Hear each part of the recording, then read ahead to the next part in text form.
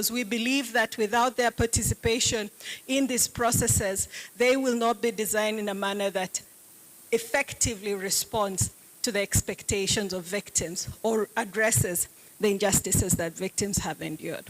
So today we're delighted that after a year or so of conducting this work with our partners, we're able to present the findings. And later on, we are expecting the Minister of Justice and Constitutional Affairs to join us, who will be officially launching this report and will then thereafter present its findings.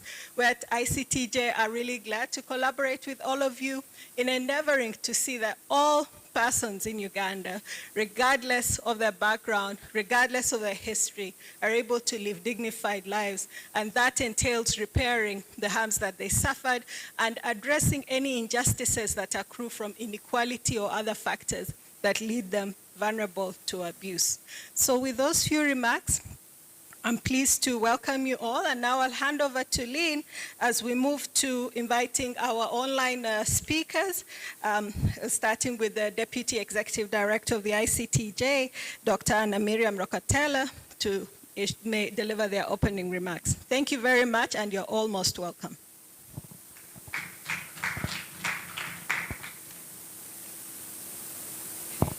Thank you very much, Sarah, for those wonderful welcome remarks. And for those of you who are tweeting, if you're on Facebook, if you're on any social media platforms, please, our hashtags today morning, hashtag survivors speak, hashtag co-creation, hashtag reparations now.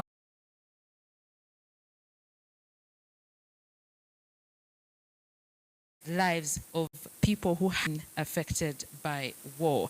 Now, in that regard, we have people online. If you're on Zoom, thank you for joining us this morning. We are also live on YouTube. If you can look out for ICTJ on YouTube, we are live there. At this particular moment, allow me welcome Ms. Anne Miriam. Thank you very much. I can hear you and I can see you very, very well. It's a great pleasure, and thank you for the introduction. And if you allow me, then I will start with my greetings with great pleasure. So I have, of course, to greet the many distinguished participants of this event. The Honorable Minister of Justice and Constitutional Affairs, whom I hope will join us if he has not already, judges of the High Court and Judicial Affairs who honor us with their presence today, the excellencies and heads of diplomatic mission, traditional and religious leaders who we are very pleased attentive, of course, ladies and gentlemen. It is my pleasure, really, to join you this morning to launch the Uganda study on opportunities for reparations for survivors of conflict-related sexual violence.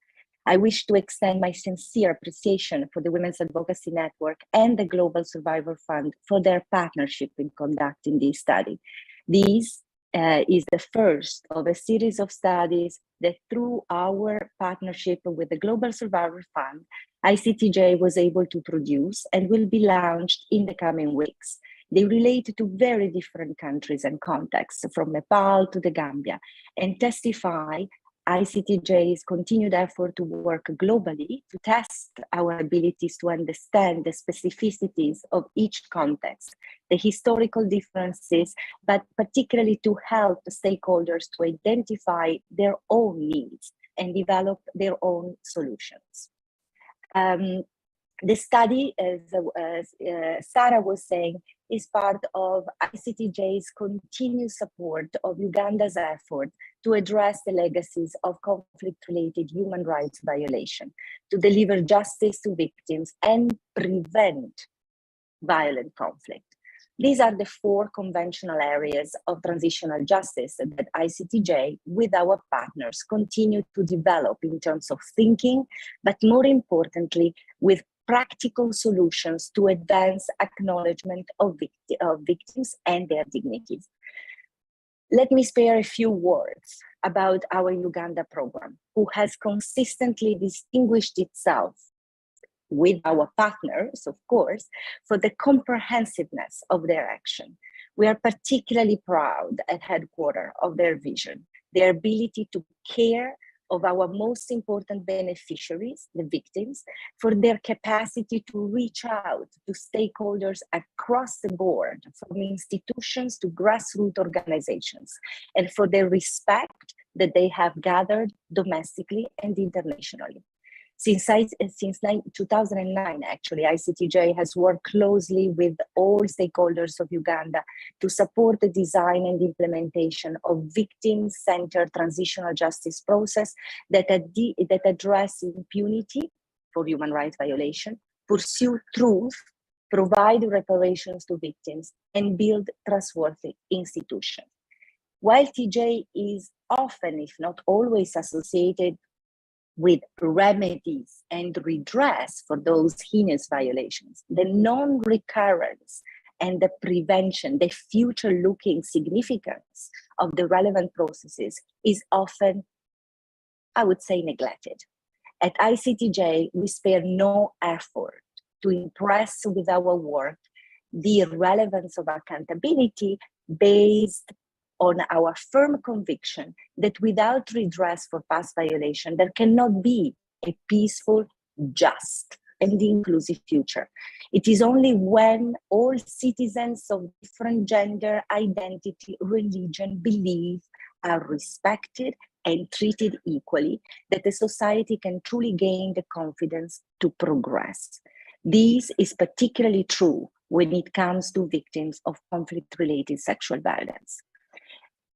CTJ is grateful for the opportunity to work closely with the, at that time, known justice, law and order sector to develop a transitional justice framework for the country that not only addresses the legacies of the past abuse, but also prevents their recurrence by strengthening the rule of law and accountability. The rule of law, which is the normal, the sector that should intervene to correct and to prevent, and that is put to an incredible test when these violations reach the number and the nature of those that we are analyzing today. We laud the government of Uganda for adopting the National Transitional Justice Policy in 2019. It constitutes a milestone in the country's effort to provide justice for victims of armed conflict and address the legacies of those violations in a participatory and transparent process. Few countries have managed to develop such a comprehensive policy, and ICTJ feels privileged to have an opportunity to assist in its implementation, which remains urgent and critical for the future of Uganda. Conflict-related sexual violence is one of the most brutal and personal acts of war, and is recognized as a serious breach of international humanitarian law. Those who survive conflict-related sexual violence are never left unscathed. Along with the profound physical and psychological trauma caused by the crime, survivors face lost livelihood, rejection, stigmatization, and breakdown of family ties, and a general lack of recognition of what they have been through. The different episodes of past conflicts in Uganda witnessed a wide-scale perpetration of sexual violence, unfortunately, including rape, forced marriage, and sexual slavery. While considerable resources have been allocated on humanitarian recovery and development programs in the conflict-related areas, affected areas, there has been very little accompaniment of significant measure of redress, accountability, truth-telling, and acknowledgement. Through ICTJ's work with victims and conflict-affected communities across the globe, we have plenty of experience that the failure to deliver justice to victims and address the long-term impact, the intergenerational impact of sexual violence undermines the victims and the society's ability to recompose into a in a fashion that ensures existence, respectful existence, right-based approach and equality. Trauma, stigma, and the continued impact of all aspects of survivors' life reduce their access to service and increase economic insecurity. Children born of war are not spared the stigmatization and rejection at home, at school, in the broader community, in those very spaces that have an obligation to provide for their safety and their harmonious development. In this respect, once again, our Uganda program represents a lighthouse for the commitment to the cause of these victims and survivors and the innovative proposals that they are contributing to advance globally. The lesson learned and the thinking coming from Uganda is nowadays used in many different countries to tackle the issue of children born of war and provide them with all the tools to ensure their full recognition and agency in their diverse community. A special thank and recognition goes to our partner that have enabled us to learn so much in the Uganda context, to the extent that are now able to provide this inspiration to others. The study, this is one of the reasons why I encourage the government of Uganda not to relent and continue working with different stakeholders for the benefit of all survivors, and obviously gaining the support, securing the support of international partners to develop all those actions and strategy that will finally repair and provide reparations of victims to victims of conflict-related sexual violence. You, Ugandan, can become a beacon in your continent of hope and inspiration for the many survivors in other contexts.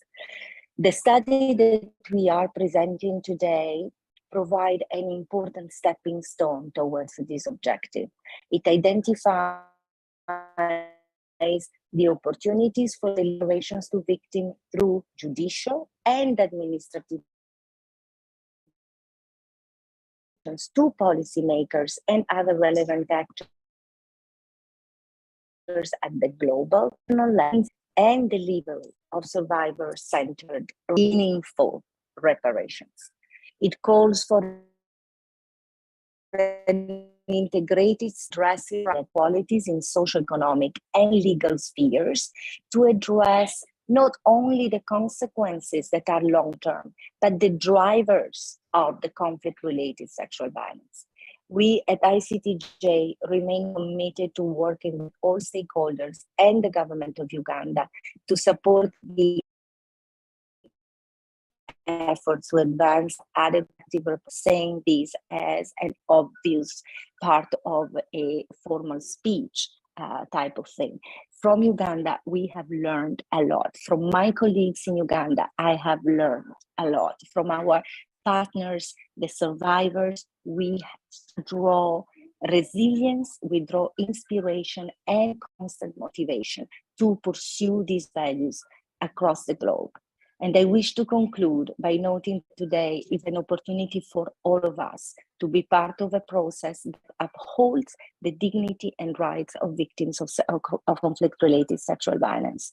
While we lawyers are often motivated by a sense of justice from what we learn from the institutions of rule of law that were imprinted in our mind during our to be reminded is what law stands for.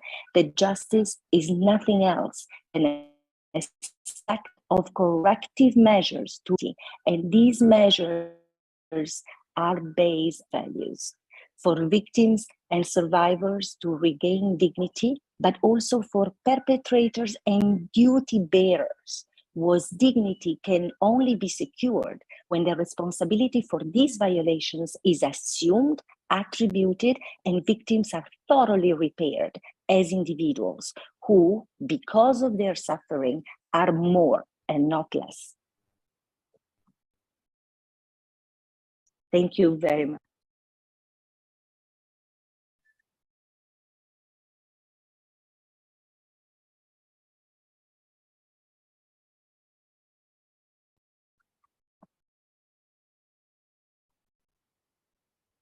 violence in Uganda, and that is the particular report we are launching today.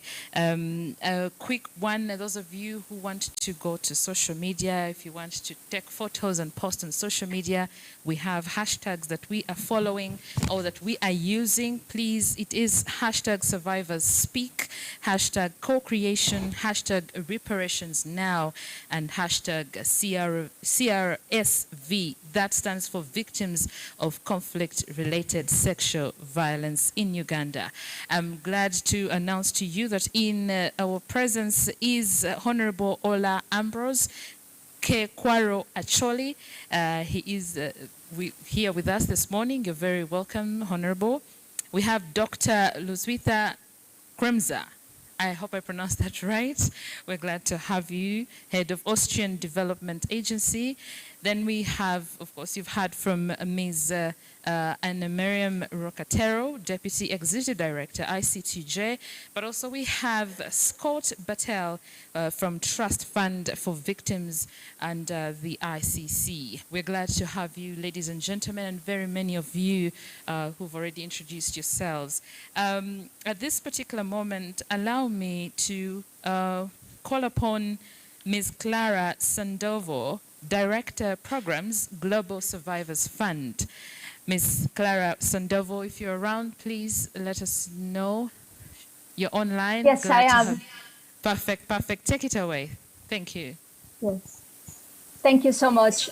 Good morning, everyone, honorable guests and fellow panelists, honorable Minister of Justice and Constitutional Affairs. If you have already arrived in the room, it's a pleasure to have you with us today. The same to members of parliament, distinguished members of the justice system, distinguished members of diplomatic missions, personnel from the International Criminal Court, the Trust Fund, members of the various very important civil society organizations, survivors, above all. It is an honor for the Global Survivors Fund to be here this morning, sharing with our partners, the International Center for Transitional Justice and the Women's Advocacy Network, the launching of the Global Reparations Study on Uganda. I also would love to express my warm appreciation to Grace Akan, both from WAM and the Refugee Law Project, who actually sits at the Global Survivors Fund board.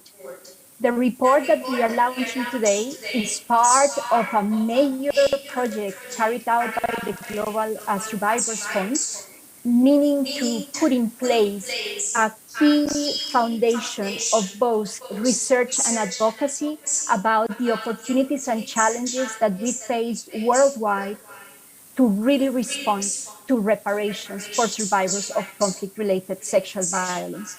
We are aiming to put together what we call the Global Reparations Study, bringing together at the moment 28 states around the world across 5 continents that are really looking with survivors and for survivors at the opportunities and challenges in countries that are facing conflict situations on how they are and should respond to reparations for survivors of conflict-related sexual violence. And when I talk about survivors of conflict-related sexual violence, I'm not only talking about rape, and I'm not talking only about women. We have a complete comprehensive approach that includes men, boys, girls, women, members of the LGBTI community, Afro-descendants, diverse members of ethnic groups, etc., who have suffered conflict-related sexual violence, including reproductive violence as a result of conflict. This major study that is currently being carried out has included major work with organizations, both national and international organizations, more than 35 of them, ICTJ and WAM, some of those key organizations that have made this study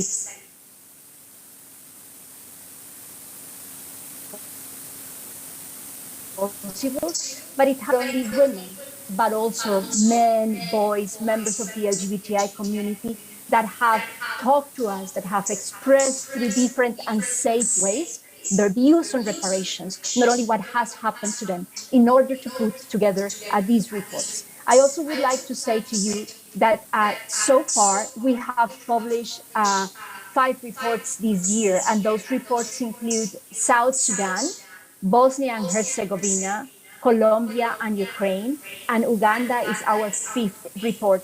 I invite you to look at these reports because each of them includes key information about where we are in providing reparations to survivors of conflict-related sexual violence. They share good practice, and they allow us to listen to the voices of survivors. I think one key element of the Global Reparations study is precisely its effort to put survivors first, to give center stage to survivors, but also, above all, to co-create not only a key data foundation for what it is, the state of art of reparations worldwide, but also to put in place a key advocacy tool for survivors and also for civil society organizations and other key actors, the international community, states, etc., as to what is needed and what can be done to provide reparations to survivors. Just let me make a comment. I don't have too much time, but I want to just make a comparison for you to see where Uganda is when you think about the reports we have already published in relation to the countries I mentioned. When you think about South Sudan, Bosnia and Herzegovina, Colombia, and Ukraine, let me tell you that in all but South Sudan, there is currently either a domestic reparation program, as is the case in Bosnia and Herzegovina and Colombia, to provide reparations to survivors. They might not be perfect, but there are efforts really being taken to respond to survivors of conflict-related sexual violence, including children born of war. And in countries like Ukraine, something unique is happening, and is that Ukraine is finally calling very openly and explicitly for reparations for survivors, not only of the 2014 invasion by Russia, but also for what is happening today. And this is a major step in the right direction that is coming from states that are taking decisive action to provide reparations to survivors. Where is Uganda here? Uganda sits beside South Sudan in not having taken adequate and effective action to fulfill the right to reparation of survivors. So a key invitation from the report, but also from the Global Survivors Fund today to Uganda, is to really take steps in the right way to ensure that the right to reparation for survivors is fulfilled. I want just to note a few things about the report on Uganda, which I believe are key. The first one is the unique role that survivors have played in the making of this report. As I said, it is not only that they have been given the opportunity to talk about what happened to them. The role has been major. They were engaged, for example, as data collectors. 10 survivors were engaged as data collectors. They received a salary for doing that. And they have also put forward their views in terms of opportunity, what can be done in Uganda to actually ensure that reparations happen in a way that really responds to their needs, responds to their views, to the culture, to the context. And I think this is a major breaking point. Why? Because we've learned through experience in different countries that reparations cannot be effective unless they put survivors at the center, unless they are able really to listen carefully at what are the conditions that are needed to really make sure that they can happen. So I welcome and congratulate the authors of the report and the organizations behind it for ensuring that survivors were really at the center of this process, and that this report was co-created, as we would say at GSF, with survivors. But the report also notes many challenges that survivors are still facing in Uganda to access reparation. The state, despite apparent steps, and here I'm talking, for example, about the National Transitional Justice Policy, etc., to fulfill survivors' rights, has failed to do so. And to me, the subtitle of the report clearly indicates, as survivors say, we cannot survive just on hope and promises alone. I think that that subtitle of the report says it all, but it's also a prelude for a key call for action. Impunity for conflict-related sexual violence is absolutely prevalent in Uganda. And instead of reparation, what the report is telling us is that the state has been providing assistance programs. And this was a point that Anna Miriam was also making on her speech. We need to move from assistance to reparation. This is not just a technicality issue. This is as important for survivors as it is to move from being considered someone that doesn't have any rights to become really a truly right holder for society. It is moving a person from being a victim to being a person that is recognized and given what belongs to him, to her. Yes, survivors of conflict-related sexual violence in Uganda are yet to be recognized as such. And this recognition does not only belong to the women and girls that have been subjected to forced marriages, rape, having to be subjected to forced motherhood, etc. But it's a right that also belongs to children born of war, and also to men and boys that suffer from castration and to many other forms of sexual violence.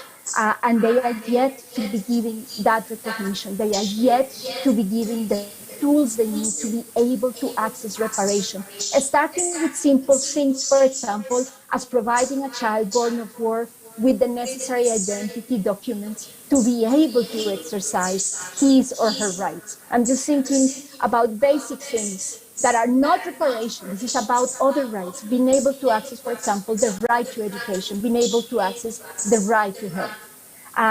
Yet, despite these many challenges, and I know that in what comes here today, you will be able to dig into each of these challenges, I also want to note the opportunities. And I also want to note why some of those opportunities are unique to the Ugandan context and can truly make a difference for survivors if they are seized, if we all work together to seize the opportunities and really ensure that reparations happen. Key opportunity, of course, the National Transitional Justice Policy, setting a vision since 2019 about what could happen in terms of interim reparations and reparations more broadly speaking. That is a key opportunity, but that needs to translate in proper legislation, proper policy, proper action that allows not only reparations to happen through the judicial avenue, but also through a key domestic reparation program that puts survivors at the center, that is co-created with survivors. But there are other key, in my view, opportunities that emerge from reading the report.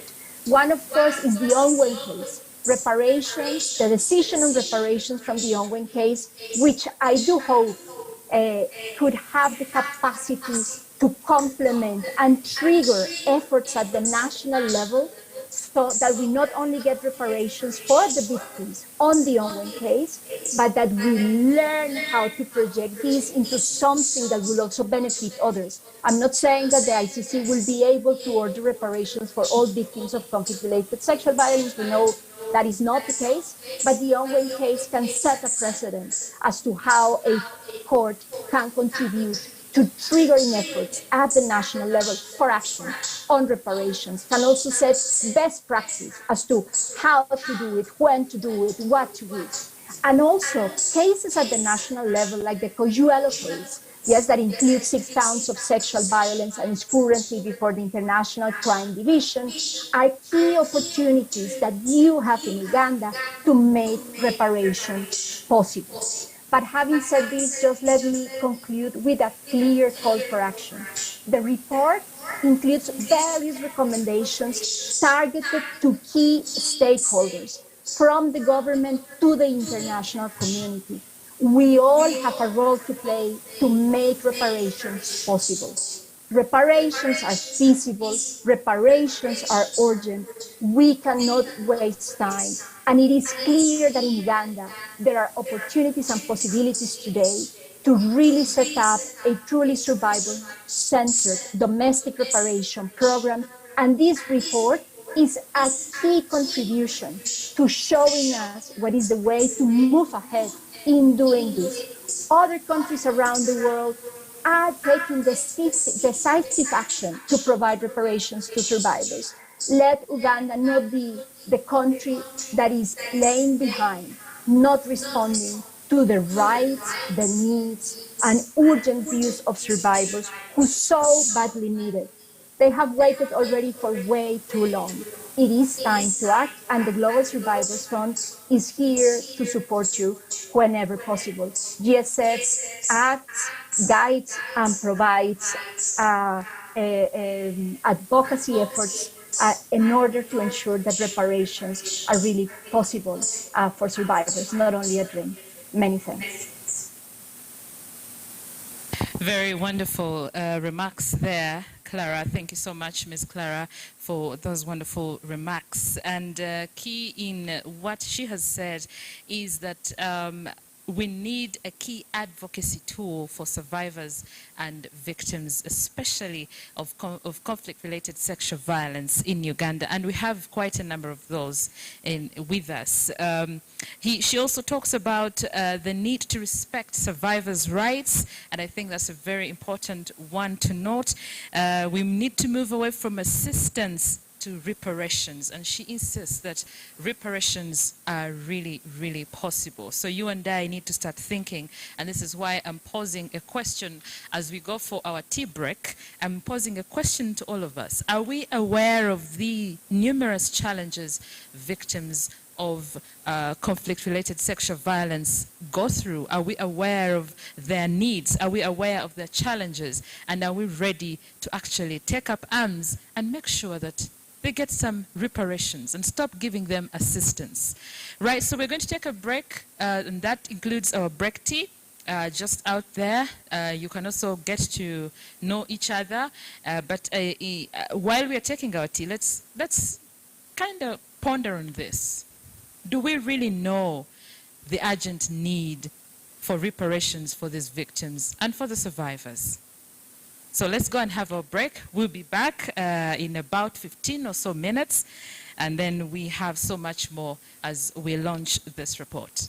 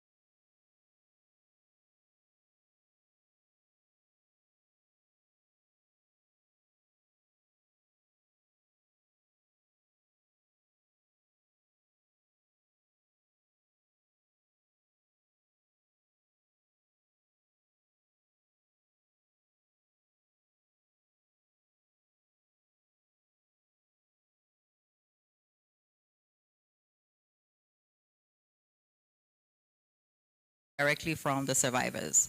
So in terms of what we're going to present, I'll be providing a background and the methodology of the study, as well as some of the key findings, including the nature and scope of conflict-related sexual violence in Northern Uganda, as well as some of the needs and expectations of survivors for reparations, in terms of reparations, as well as for children born of war. And in addition, survivors' views about the kinds of reparations that they'd like to see delivered to them.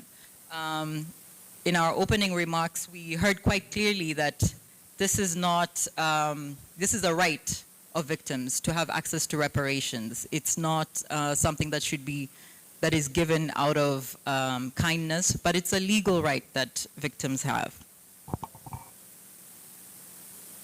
So in terms of the background of the study had a few specific objectives: to take stock of the reparative justice needs of survivors of sexual violence in Northern Uganda, to assess victims' perceptions and expectations for reparations and interim assistance, and to identify opportunities for state-led reparations programs as well as interim reparative measures, and offer recommendations for the provision of reparations to survivors based on survivors' perceptions and priorities, as well as to identify lessons to inform the delivery of reparations programs. And these are based on interviews that we had with survivors, focus group discussions, as well as key informant interviews with partners who are already undertaking similar programs, providing some reparative element to survivors, and also based on desk reviews of previous work that has been undertaken, because we know this is an area that has been heavily researched over the years, but we identified some gaps and we hope that this report supports in filling them. In terms of the methodology, I think Ms. Clara Sandoval earlier highlighted the importance of co-creation for both the Global Survivors Fund and the International Center of Transitional Justice as part of the process of this study. So while we were undertaking this study, we ensured that survivors were part and parcels of every single process that was being undertaken, be it confirming the data collection tools. We had an opportunity to share the tools with them, and survivors had an input on how they thought the tools were appropriate based on the culture in which we live in, based on issues of privacy and confidentiality.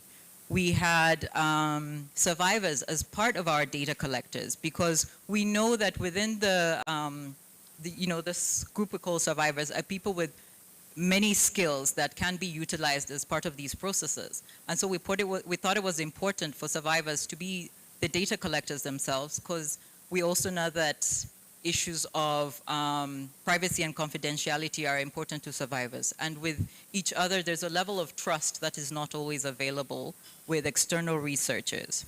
And the reason this was important for us was because we've seen the effect that extractive processes of data collection can have in further disempowering survivors and victims. We heard stories from survivors about researchers asking inappropriate questions based on the context, or not being given the option to opt out of some of these processes. So we ensured aspects of consent were very clear.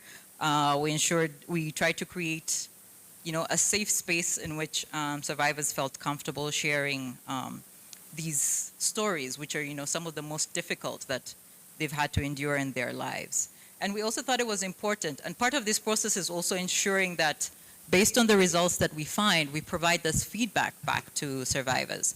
So we were interrupted by the COVID-19 pandemic, and so had to come up with some innovative solutions. One of the ways we did this was by using what we called almost like a telephone tree, where survivors were able to call each other, speak about the recommendations, and get feedback on what they thought of the recommendations that the report had presented.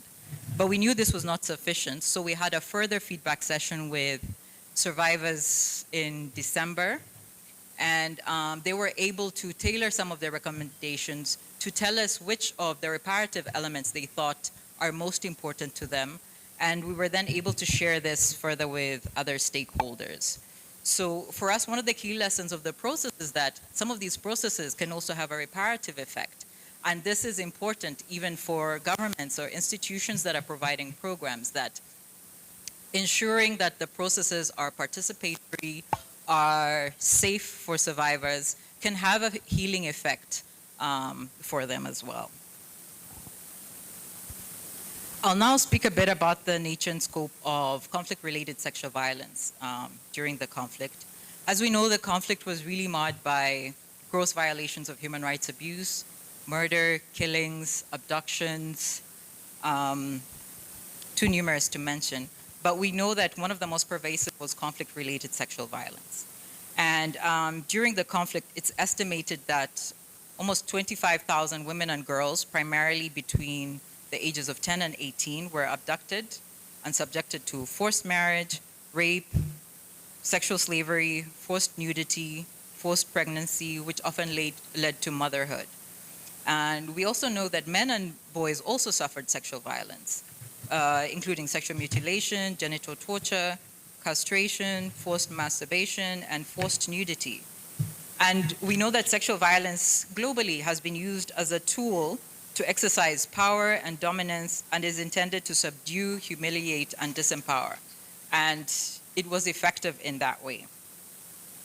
Of course, we know that based on the stories we heard, sexual violence was not only perpetrated by the LRA, but also by the NRA and the UPDF, who often took advantage of the absence of systems of rule and law, for example, in IDPs, to commit sexual violence against some of the people over whom they were supposed to protect. But we know that the main perpetrators of CRSV during the conflict were the LRA. And it mostly took place within the context of forced marriage. And regarding the sexual abuse of men and boys, we know that they were not only subjected to sexual violence, they were also subjected to sexual abuse by older female commanders of the LRA. So there's this narrative that it's only men who can commit sexual violence. But clearly from the stories we heard, this is not the case, because women were able to use, especially those who had a level of, were closer to those in higher ranks, were able to use those positions of power to abuse younger boys and men, or compel them to undertake, to conduct sexual violence. So in terms of some of the impact of CRSV on individuals, families, and communities, among some of the major consequences, we know that sexual violence has lasting social, economic, and health consequences for victims, because long after the act has been perpetrated, survivors continue to suffer the effects of sexual violence. So we see that even 20 years after the end of the conflict, survivors are still dealing with the effects of sexual violence. Many of them reported having physical and psychological injuries. For many of the women, this includes gynecological issues, which for many it's a result of having given birth too young, because as we know, many of the girls were abducted at a young age and forced to give birth before their bodies were ready. Many of them suffer from chronic pelvic pain, from obstetric fistula. Then they're also dealing with a lot of psychological issues. Many of the survivors mentioned suffering from insomnia, from anxiety, from depression. We often hear stories about the high suicide rates in parts of Northern Uganda. And all these are part of the unaddressed legacies of the conflict. And many of these individuals are survivors of sexual violence. And this is exacerbated by the fact that there's limited access to adequate and affordable medical care in those areas. That's why as part of, we make recommendations to the government on how some of this can be addressed. It also has a social impact. Many survivors say that one of the biggest challenges they still deal with is the issue of stigma and social rejection. You know, when many of the people returned, communities then identified them as either bushwives or part of the rebels, which made it very difficult for survivors to reintegrate into society. And this has impacted their ability to form communities, their ability for many of the women to remarry, because they find that even when they meet a partner, their families will, for example, say that these women are, possessed with demons, or that they'll bring bad luck to the family. And we know the importance of marriage within, our society. It affects you. It can have an effect on your economic situation, your standing in the community, the opportunities that you have available to you. And so this is an issue that many of the survivors continue to say they continue to face. Sexual violence also has an impact, or socioeconomic impact. Many of the survivors say they have reduced socioeconomic opportunities, because you can imagine many of the survivors were abducted when they were still children. So they did not have the opportunity to go to school. So that loss of education has impacted their economic abilities. Many of them are still suffering from injuries that preclude them from undertaking labor-intensive work like farming. One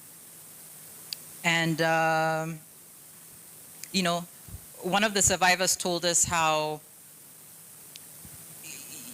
their relations with the communities are affected, because she says, when, for example, when you have an event in a family, for example, let's say you have an introduction. We know that's usually a community event. You invite your neighbors, your families and friends to participate. But she said, when she organized such an event and invited members of the community, people did not come. And she said this is because she's still associated with being one of the rebels or as a perpetrator. Because as we know, one of the challenges of addressing these issues is that people have returned to communities who also suffered. They may not have been abducted, but they lost family members, they lost property. And so people still have, these unredressed issues. And so when they see some of these individuals within the community, they perceive them as being part of the perpetrators. And that is part of the cause of the stigma. We know the issue of land rights is a key one. For many of the women and girls, we know because of the patriarchal system that we have, women's access to land is often determined by whether they are married, or if, for example, they are granted that land by their fathers, which doesn't happen very often. So many of the women have had their economic opportunities affected because of their lack of access to land. And as a result, you find many of them have even moved to live within the cities because they've not been able to reintegrate into their communities. They don't have access to land with which to, try and eke a living. And so they've been forced to go into the cities and either vend produce or, for example, work in hotels, work as cleaners. And this means that when you have a situation, for example, like the COVID-19 pandemic that happened, where we had a lockdown, they were doubly affected by the fact that they were not able to move because many of them relied on that daily income to be able to pay their rent, to be able to buy food for their family, to be able to pay school fees for their children. And they also continue to face GBV in both public and private settings. Many of the women said that those who have partners have seen that the fact that they're survivors of GBV has led to them facing GBV within their home spaces, because sometimes the husbands then use that as a reason to abuse and met violence upon them. And we also have the issue of forced motherhood. Many of the women gave birth to children while they were in captivity. And many of these children are now young adults. Some of them are still young. And these children have inherited the violence, if I can put it that way, that has been meted on their mothers. They've inherited the stigma that has been faced by their mothers. Because of their association with the mothers. They're seen as children of rebels, and this has affected their integration in schools, where they reported having teachers treating them differently than the other children because they're called children of rebels or they're called rebels themselves. They are perceived to already be badly behaved without any evidence to that effect. And one of the biggest issues being faced by children born in captivity is the lack of legal documentation. And this came up in the welcoming remarks earlier. Because of the circumstances of their birth, these children have not been able to access birth certificates. And therefore, they've also not been able to access national IDs. And we all know how important this documentation is today in order to access schools, healthcare, even jobs. You know, many jobs these days will require you to have a national ID. So the absence of one has greatly limited the opportunities that these children have to live fulfilled lives and to be able to access the same opportunities available to the other children. So when we asked survivors about their greatest needs, these of course are greatly related to the challenges that they mentioned that they have. Healthcare was a big one. I mentioned earlier about some of the health needs that survivors have. They said, you know, I wish we could have access to experts who could treat some of the injuries we have. There are people who are still living with bullets in their bodies. Many of the women are still suffering from gynecological conditions, and the reparative services are not available at, you know, the nearest health center to them. And, you know, being able to go to a hospital requires resources that they're not always able to have access to. Education, many of them said, if only we could have, our children at least could be educated, then they would be able to finish school, get jobs, make money, and be able to, and enable us to have access to these things that we're asking for. If they have money, they'll be able to buy land, so we don't have to be in conflict with our families over issues of land. They'll be able to build a better future for themselves that we're not able to provide. They also mentioned the need for livelihood support. Many of them said they've been able to start small businesses for themselves, but they need some capital to help them grow these businesses to enable them be able to sustain themselves. Some of them asked for adult learning.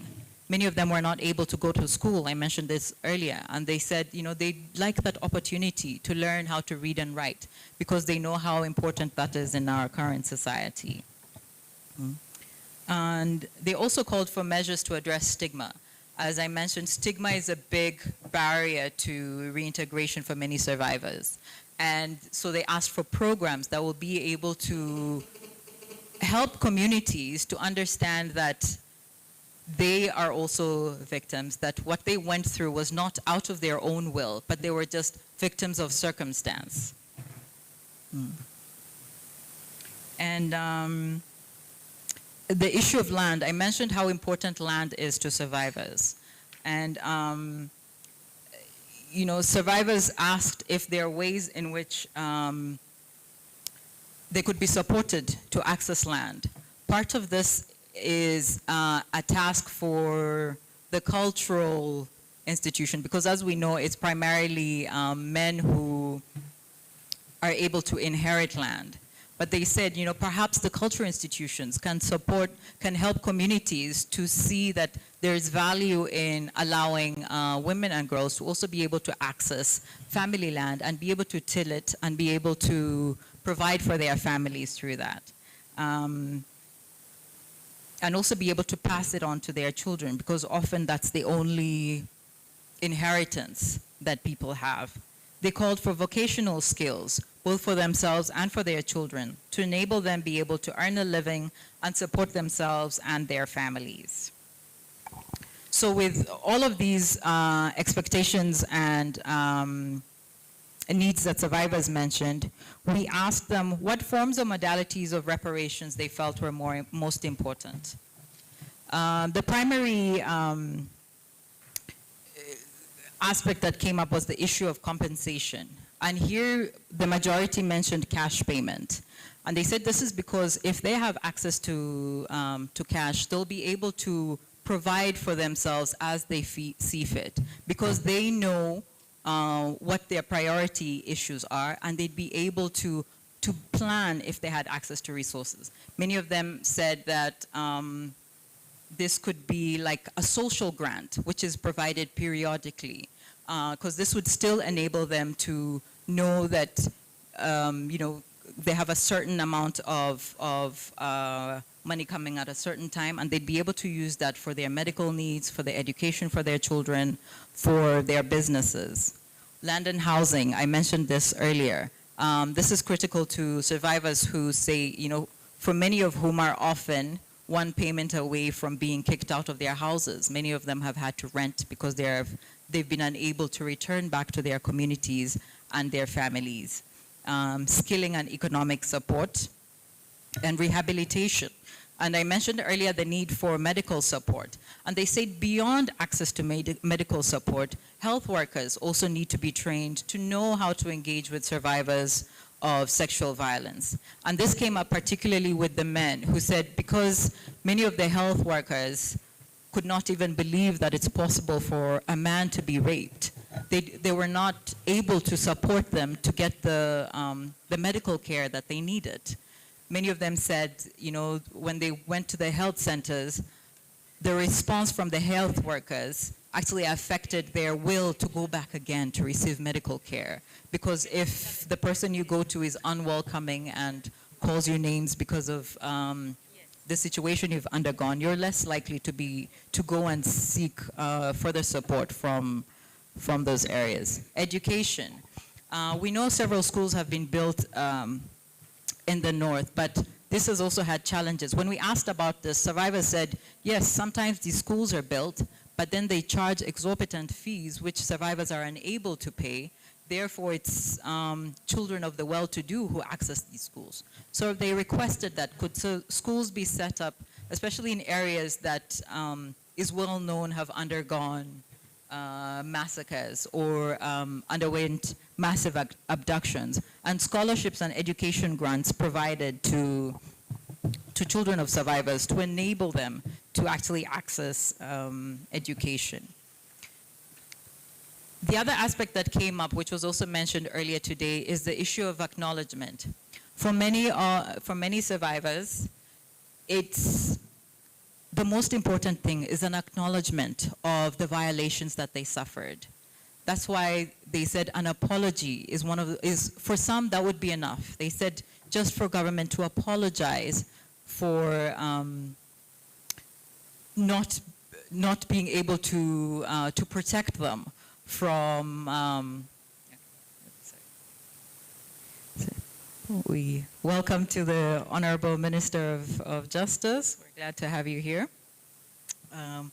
We're just talking about some of the things that the state can do. One of the recommendations of survivors is they would like an apology from government for its failure to protect them from the violations that they suffered. And also to guarantee that this is not going to happen again. Because many of them said, we now have children, and we don't want our children to go through the same violations that we went through. So we want a guarantee from the government that it's going to protect them from ensuring that this doesn't happen again. We still have a lot of missing people in Northern Uganda.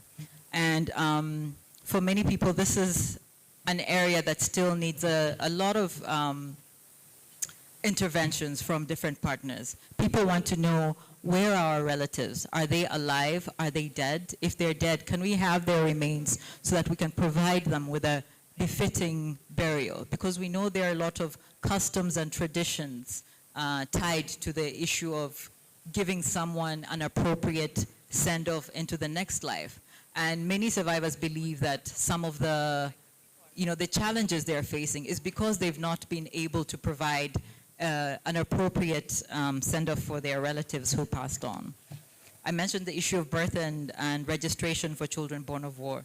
This is an aspect that would be transformative in the lives of both the children and their mothers, because it will enable children to access all those services that they're currently unable to access because they do not have national identity documents. And we then said that, survivors also said that planning, implementation, and monitoring of reparations should be consultative, because they said, we best know what we need and what mechanisms will support us to actually transform our lives. So whatever processes are being undertaken should be consultative. Victims should have a say in all the processes. And as I noted earlier, because this in itself can have a reparative effect. Now, in the absence of widespread government interventions, survivors have undertaken their own initiatives to support themselves over the years. Membership to survivor groups has provided peer-to-peer support to survivors. Through these groups, they've been able to receive psychological support. They've been able to receive mentorship. They've been able to share their stories with each other and get support because others are able to say, you know what, I'm going through the same situation and this is how I addressed this. Through these groups, they've been able to receive financial support. Some of these groups have had access to small grants that have enabled them to start income-generating activities. And in terms of the modalities of reparations, many of the survivors said that these groups could be the perfect avenue for receiving, if it's compensation, for receiving compensation, rather than, for example, state institutions, which they said have in the past been corrupt and the leaders have been dishonest, but they have trust in the groups to which they belong, and therefore these could serve as entry points for any reparative programs. Organizations like the Women's Advocacy Network, who is here with us today and were partners in this study, have undertaken child tracing programs where they've been able to help children to trace families, particularly of their fathers, to be able to gain that recognition and that identity that comes from knowing who your father is. I spoke earlier about the importance of this within the kind of society in which we live in. Sometimes even being able to get a name from the clan of your father is something that has had a reparative effect for children. In 2014 and 2019, survivors also delivered petitions to Parliament seeking for support for for survivors of conflict-related sexual violence. These petitions were received by Parliament, but till now, not much has changed. And so they're also calling for members of Parliament to take action to ensure that their constituents, their citizens, are supported in this process. Some of them have undertaken steps through the legal system to access reparations. We've seen that with the Acholi War debt claimants were able to receive compensation through the courts. Survivors of CRSV have been saying that perhaps that's the next step for them because that seems to be the only way to compel government to act. And we hope that this is something that, this is a step that doesn't need to be taken if government takes action before, they feel the need to move to that step. Survivors have undertaken advocacy, which has really helped to maintain the momentum that has led to the passing of the National Transitional Justice Policy. Over the years, when many organizations have come and gone, survivors have been relentless in their demand for reparations. And this has kept the issue of reparations top on the agenda of many policymakers. And we're glad to see the minister here, and we hope we'll hear from him on how his office can support this process as well.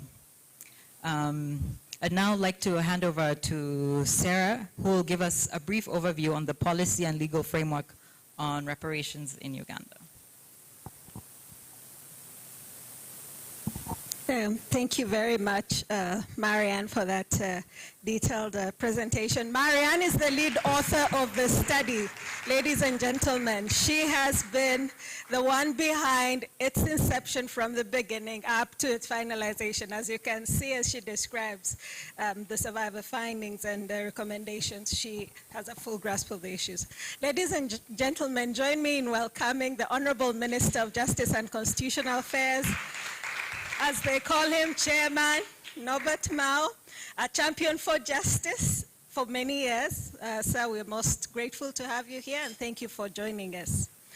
I'll complete the presentation, and then we'll move back to the formalities. So, as Marianne stopped at a positive point in that survivors are not passive spectators waiting for justice.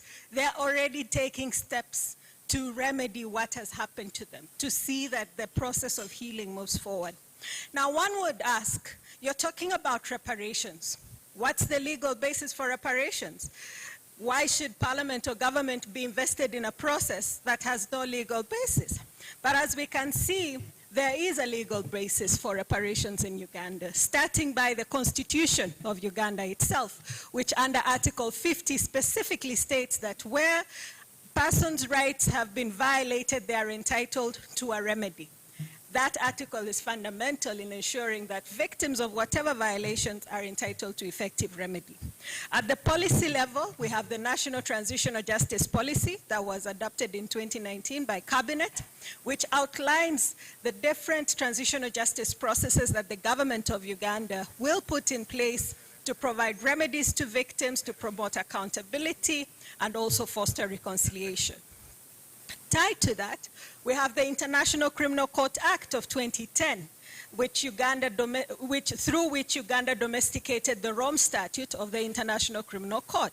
This is key because it domesticates the key standards and legal principles governing the investigation and prosecution of international crimes, and also adapt those best practices and standards. And I must say that notwithstanding the principle of legality in which it says you cannot apply this act retrospectively to crimes that were committed before its enactment, it offers very useful standards that we've seen having a positive effect on our own domestic legal processes. The other is the International Crimes Division Rules of Procedure, and I'm very delighted that the registrar of the ICD, her worship Stella, is here. She stepped out briefly. The ICD, as we know, is Uganda's effort to prosecute international crimes domestically, and one of the key steps that they did was to adopt rules of procedure and evidence that modeled alongside the International Criminal Court's rules of evidence. And among these include protection of victims and witnesses. It also specifically provides for reparations, although the procedure is not clearly outlined, but we can see a positive adoption of standards. One of the most landmark and historic legislations, I must say, is the Human Rights Enforcement Act of 2019. Under Section 9, it clearly outlines the forms of reparations that a person whose rights have been violated is entitled to. This specific legislation gives effect to Article 50 of the Constitution. Reparations in the form of acknowledgement, rehabilitation, compensation are outlined, and most of these draw from the UN Basic Principles and Guidelines on the Right to Remedy and Reparations. And of course, going back to 2007, the Agreement on Accountability and Reconciliation, which again affirms the right of victims to get justice, in which the government committed to putting in place measures that would remedy the abuses that occurred during the two-decade armed conflict. So ladies and gentlemen, as you can see, the framework is there. What is lacking is its implementation. And at times as well, as we've seen in the case of the International Crimes Division, the slow judicial process of the prosecution, of course, hampered by both legal aspects to it, the amnesty process, but also resources and procedural dimensions. Then, of course, we have the International Criminal Court Act couldn't apply retroactively. It was adopted in 2010, and our constitution is very specific in Article 28 that a law cannot be applied to acts that occurred before it, and there cannot be a crime and punishment in that sense. But nevertheless, I believe we have a solid basis in which victims can assert their right for reparations. Oh, sorry. Yeah. So, sorry, I seem to clicking Marianne's. Marianne, if you can help me, your computer is taking a different direction. Oops. It's protesting, the wrong person. I want to move to recommendations. Marianne has highlighted, sorry, Yes. Marianne highlighted the key findings, the key challenges, the key needs. And the report now has a number of recommendations to the government of Uganda. For the government, we cluster these recommendations into three categories. We look at policy design, we look at outreach, and then we also look at the forms of reparations. So in terms of policy design, the first and most important element for us is enacting the legislation that will give effect to the transitional justice policy. The policy is not self-executing. It requires legislation. Now it's through this legislation that the government would be able to establish a comprehensive, holistic reparations program that addresses the specific justice needs of victims, that addresses the factors that also give rise to those violations, and also transforms the lives of victims of these abuses. So at a policy level, the most urgent is the adoption of this law that would also give a basis for appropriation of resources for reparations. The other is draw from lessons from existing programs. As we know, and again, are still anchored in the various agreements that were signed in Juba, the government of Uganda prioritized reconstruction and development programs, PRDP, NUSAF. These programs offer very useful lessons in terms of how do you ensure that those most vulnerable, those historically marginalized, are able to benefit from these programs. What conflict-sensitive approaches need to be taken into account? And how do you ensure that victims' voices can be heard? So rather than reinventing the wheel, we should draw lessons from the development programs, and also the victim assistance programs that the Trust Fund for Victims has been implementing in Northern Uganda also offer very useful lessons in terms of how do you navigate barriers that may limit victims from joining. The other is draw lessons from community-driven initiatives. Marianne has already highlighted a number of initiatives that victims on their own undertake to address the challenges they face, aspects of child tracing, aspects of peer-to-peer support. When we talk of psychosocial support, we don't need to automatically think of a counselor in one air-conditioned room, but what are the community approaches to healing and confronting trauma, and how can we tap into that? The other, and which is most obvious, is availing resources and funding for reparations. And this is something that has to be carefully incorporated in a budget, they're appropriated in the budget to make sure that resources are available to fund the various processes. And the other, in terms of policy design, is use of gender-inclusive language. As Marianne highlighted in the presentation, our study established that both men and boys were subjected to various forms of sexual violence. Unfortunately, our current legal framework only recognizes sexual violence perpetrated against women and girls. So the definition of rape is narrowly defined that way, therefore excluding a segment of victims who suffered violations. Therefore, we call for gender-inclusive language in legislation and policy that does not diminish abuses that male victims of sexual violence endured. The other component is documenting. One of the aspects that most policymakers we engage talk about is the lack of data, the lack of information. How many victims are there? But we know that there has been documentation by different actors, civil society, Uganda Human Rights Commission, that highlights the categories of victims that exist. So basing on this data would be useful in designing a reparations program. And this also entails working with civil society. When we talk about outreach, how do you engage civil society and victims groups to carry out regular awareness and community dialogues? As Marianne highlighted again, we are talking about a context where most of the people were also greatly affected by violations, in addition to victims of sexual and sexual violence. So when you're implementing a program that only targets a particular category without providing adequate information why this category is being targeted, then you're likely to trigger backlash. And in addition, it's important that these programs are designed in a way that they benefit. So they may be individual, but with a community or collective benefit. So it's important that in the process of delivering reparations, that information is shared in order to mitigate any form of backlash and further discrimination or stigma.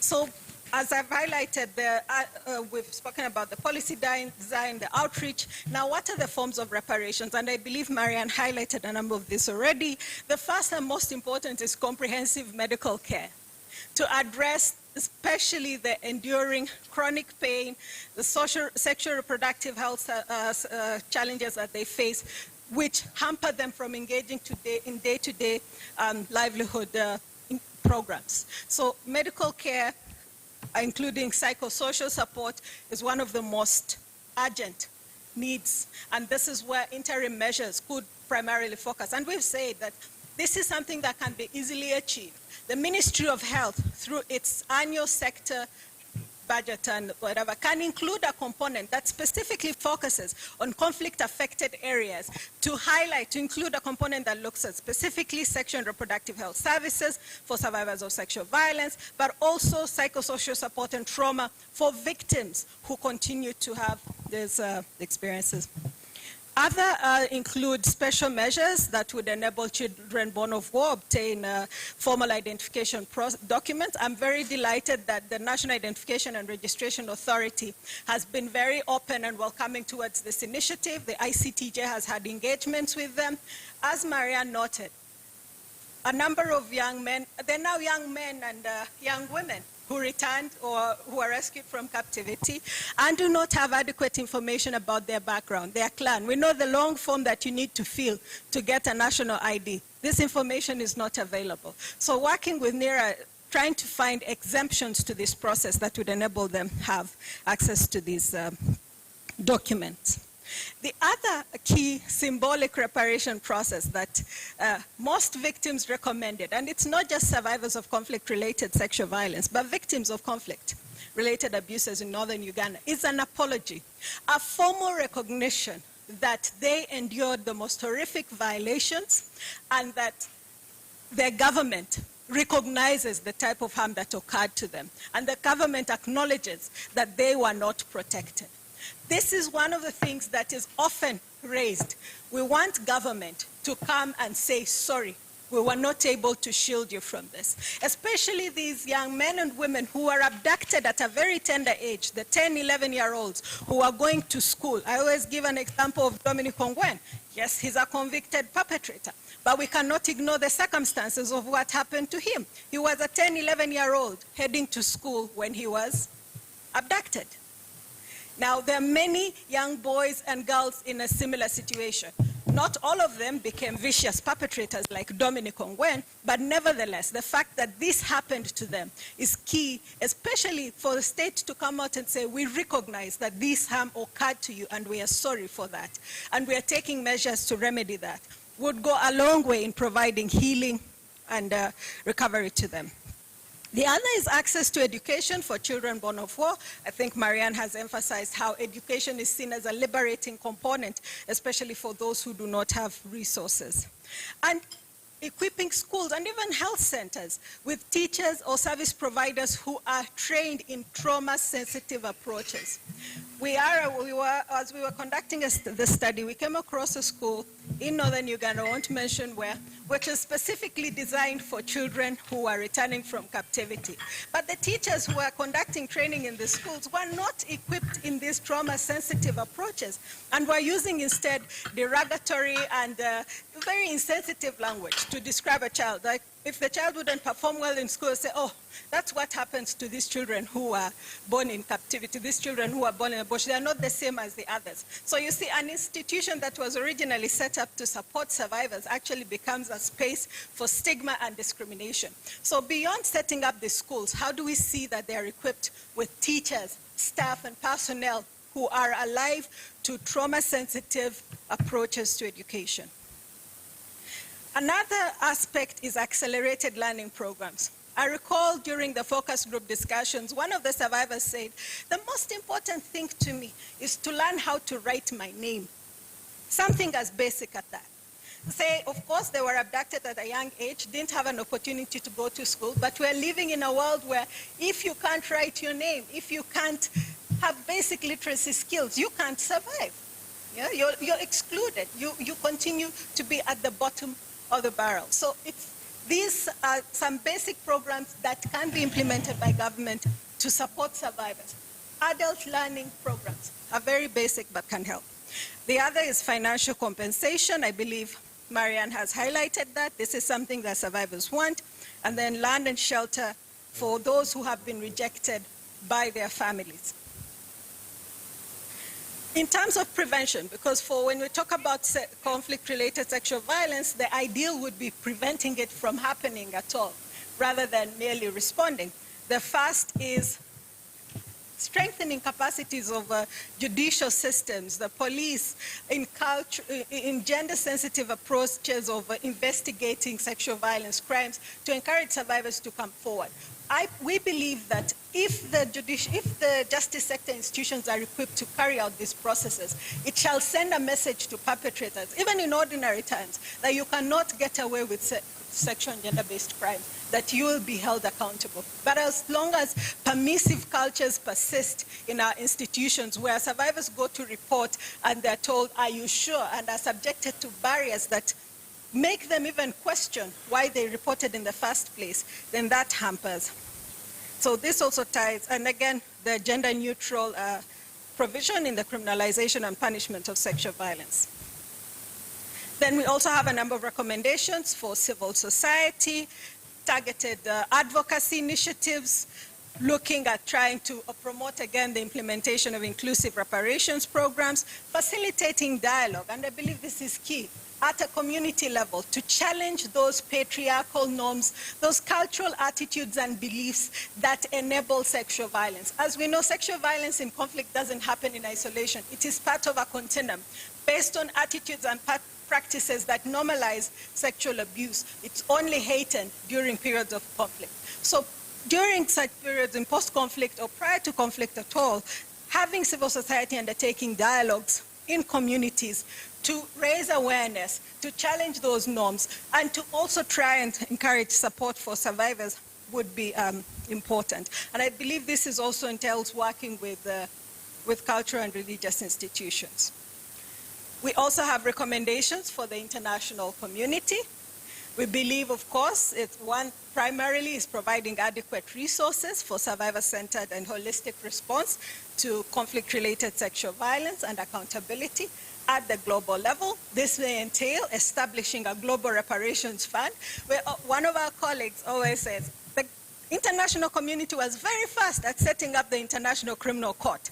Everyone agreed we need to prosecute and punish perpetrators. What if they also similarly said, we are ready to support and provide reparations to victims of human rights violations? Wouldn't that be something that would actually be meaningful to victims themselves? So drawing again from the work of the Global Survivor Fund, which is a laudable step in trying to make sure that survivors of sexual violence have access to redress, we believe that a global reparations fund would be ideal. We also look at understand that it's important to have a long-term approach to understanding the impact of conflict-related sexual violence, and especially the intergenerational dimension. I believe Marianne has highlighted aspects of what children born of war go through, and trying to see that some of the policies, we know this national identification program and all that are World Bank-driven policies for whatever reason. Some of them are not contextualized, do not understand how communities, societies are organized or shaped. So part of this is understanding and seeing whether such policies would contribute to further exclusion. And again, to the international community, we know many find it easy to say we're coming to work in a context, ignoring work that has been done by other partners. So what we call upon is, before engaging in a context, understand what local organizations, local partners have been doing, and see how the contribution, whether your contribution to their work will amplify this work or will detract. Because we know we understand and appreciate the hierarchy and privilege that international actors may have compared to local organizations. So understanding and working with local partners would be important in that regard.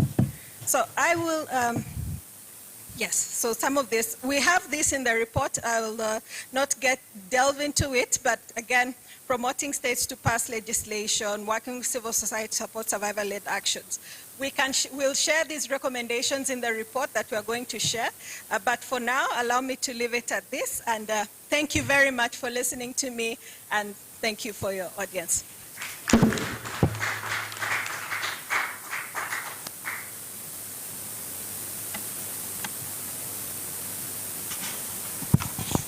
Thank you very much, Sarah. Thank you, Marianne, for that wonderful report, and very detailed, very informative, very disturbing reports coming in from our people that have really gone through a lot under the hand of war, of conflict, name it. Some people online were actually saying, how are we all seated here and not crying at all with all the results coming in from that report? It's very disturbing knowing that our sisters and brothers are going through that.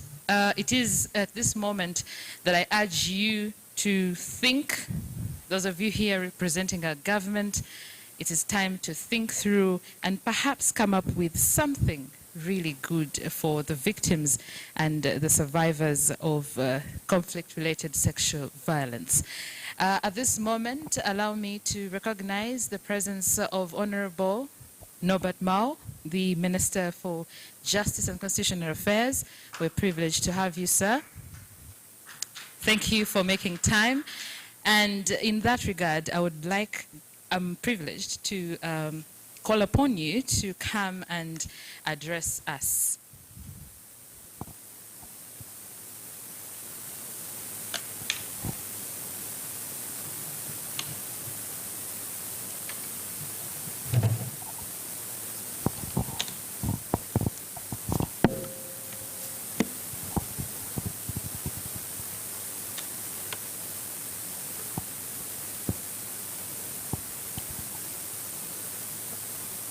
The International Center for Transitional Justice Leadership, and all the partners, dear friends,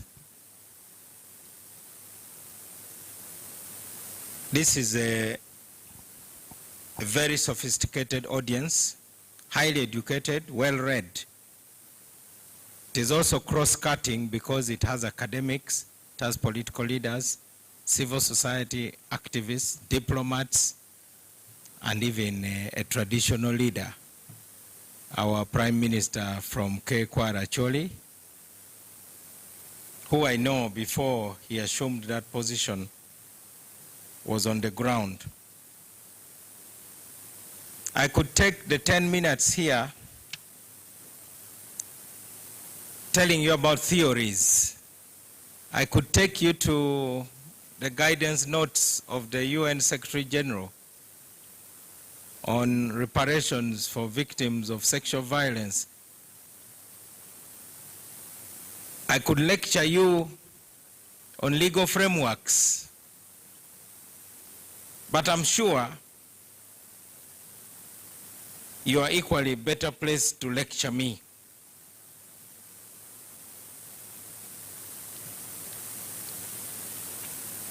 Slightly over a week ago, I had the privilege of having dinner with the representatives of the International Center for Transitional Justice. Marian was there, and I listened to them concerning this report. And I told them that even if I were not the Minister of Justice, even if I were not a lawyer, even if I were not a leader of the Democratic Party, which is an opposition political party in Uganda, I would still come to this meeting, because this is about right and wrong. It's really not so much about winning an argument. I wish I was here much earlier. I delayed a bit. Every Tuesday, the party I lead has a press conference. And today was an interesting morning because I've been observing since a few days ago some interesting debates. So I needed to brief our party spokesperson. That is my excuse for coming late. Otherwise, I told my assistant that 9:15 would find me here. Just in case you don't know what we are talking about, listen to this. This is part of the Nobel lecture by the Nobel Peace Prize laureate 2018, Dr. Denis Mukwege. Just in case you don't want to connect with this issue, I want you to listen to this. In the tragic night of 6 October 1996, rebels attacked our hospital in Lemera in the Democratic Republic of Congo. More than 30 people were killed. Patients were slaughtered in their beds point blank. Unable to flee, the staff were killed in cold blood. I could not have imagined that it was only the beginning. Forced to leave Lemera in 1999, we set up the Panzi Hospital in Bukavu, where I still work as an obstetrician stroke gynecologist today. The first patient admitted was a rape victim who had been shot in her genitals. The macabre violence knew no limit. Sadly, this violence has never stopped. One day, like any other, the hospital received a phone call. At the other end of the line, a colleague in tears implored, "Please send us an ambulance, fast. Please hurry." So we sent an ambulance, as we normally do. 2 hours later, the ambulance returned. Inside was a little girl, about 18 months old. She was bleeding profusely and was immediately taken to the operating room. When I arrived, all the nurses were sobbing.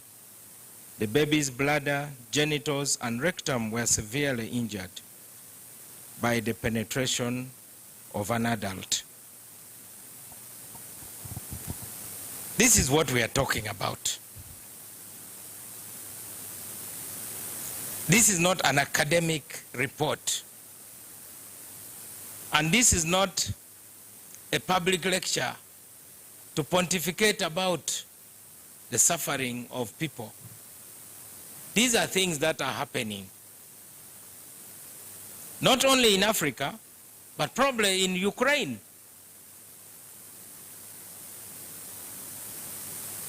These are things that could be happening in Mali, in Nigeria. It has also happened in Uganda.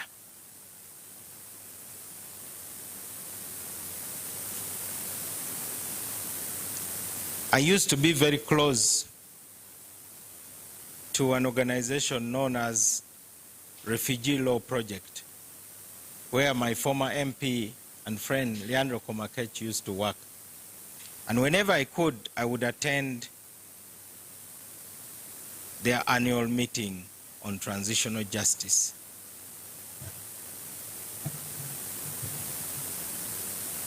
One day in the evening, I was taken to a smaller meeting, and I found some men. They were introduced as men of courage. Why? Because they had the courage to admit that they were raped.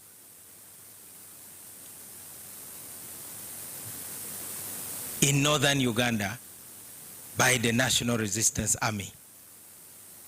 It is documented and their stories are there.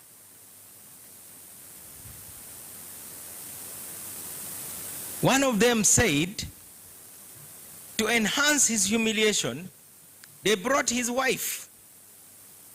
And then they put him on top of his wife. Then they proceeded to rape him. Just to demonstrate to him how powerless he is.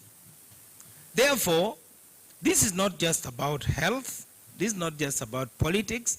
This is about abuse of power. I have seen your recommendations. And I have something to say about the recommendations. But the key question, apart from treating symptoms, and it is not an accident that the leader of the Refugee Law Project for long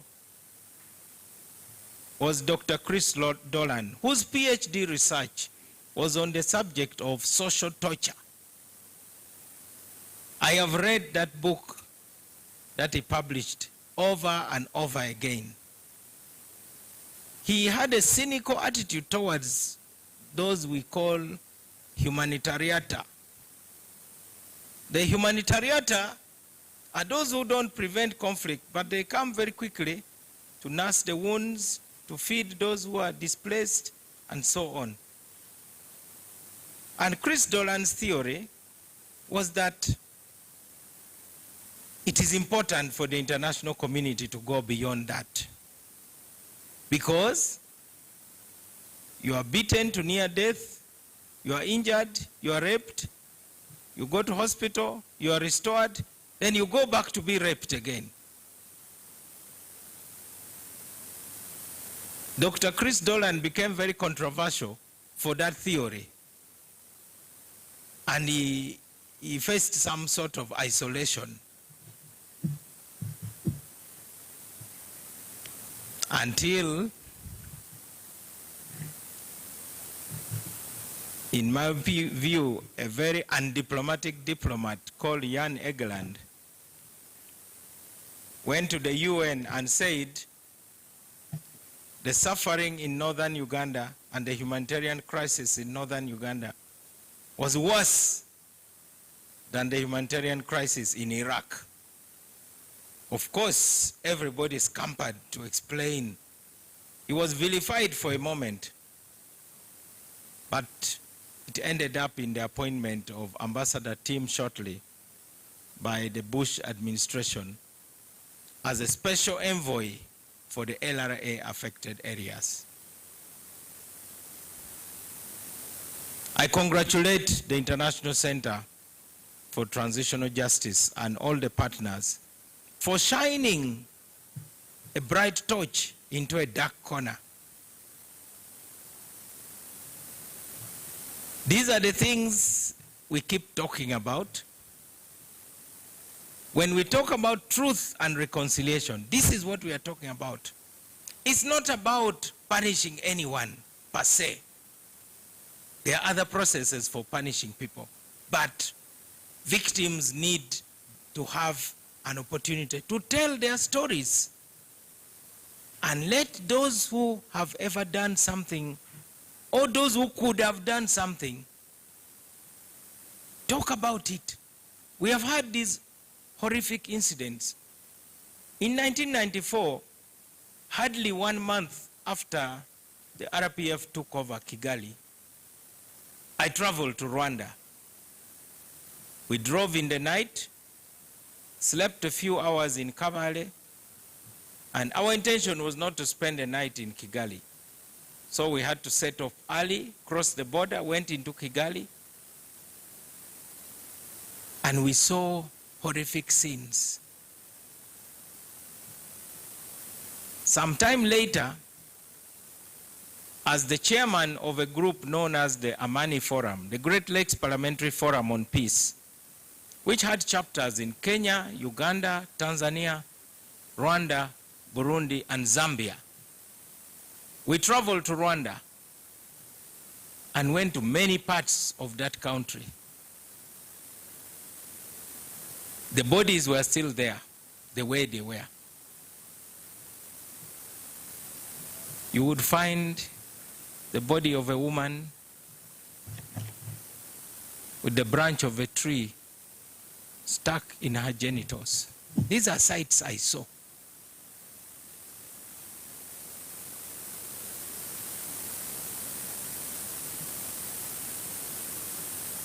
When I went to Washington, D.C., also to lobby on behalf of my suffering people in Northern Uganda, I met there General Dallaire. I also met Samantha Power, they were giving testimonies. The lady who wrote the book titled A Problem from Hell, you should read it. There was also another lady who is now very prominent in the Rwanda government called Immaculée Igibaliza, if I get it right. I wrote an article about that encounter on the 10th anniversary of the Tutsi genocide in Rwanda. Therefore, what you are doing this morning is significant because you have stood up to be witnesses for those who may not have a platform. There are no TV cameras where they are nursing their wounds.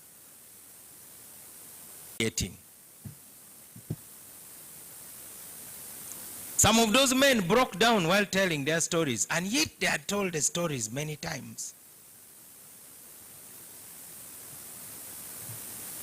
That is why, in my public speeches, I continue calling for a national truth and reconciliation process. It doesn't matter when, it has to take place. Because that is the only way we can memorialize what happened. We need to have memory centers. Of course, there was a war.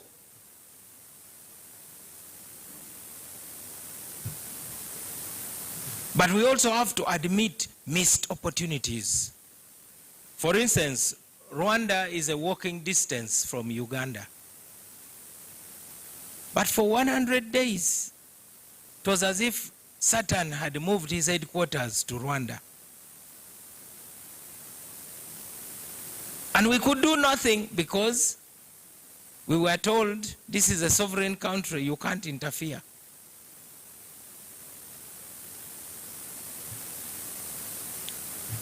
The Belgian and French army only took away their nationals.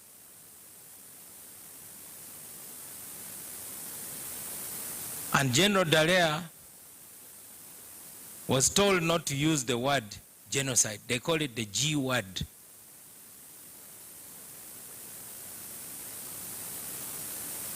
There was a man in the White House called Bill Clinton.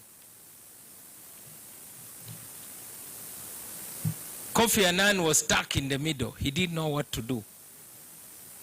I would encourage everybody in this room to read the memoirs of all those key actors. But that's not the first time.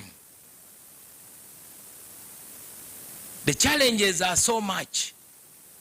But also amidst those challenges, we get heroic figures. I count you among the heroic figures today because we have decided that you must do something, if only to speak, to be the voice for the voiceless, to fight impunity. I don't know whether you know the meaning of impunity. What is called impunity? Impunity basically means someone can do anything they want to you and there's nothing you can do about it. That's what impunity means. In our actually traditional folklore, there's a story about impunity. It's a folk tale, so never mind whether animals speak or not, whether males lay eggs or not. It was said that the hare, those who don't know the hare, that's like a rabbit. So the hare went to visit his sister. His sister was married to Mr. Crocodile. And Mr. Crocodile was the one that had laid the eggs. Somehow, Mr. Hare, a brother-in-law to Mr. Crocodile, landed on the eggs and found them to be a delicacy. So he started feasting on them.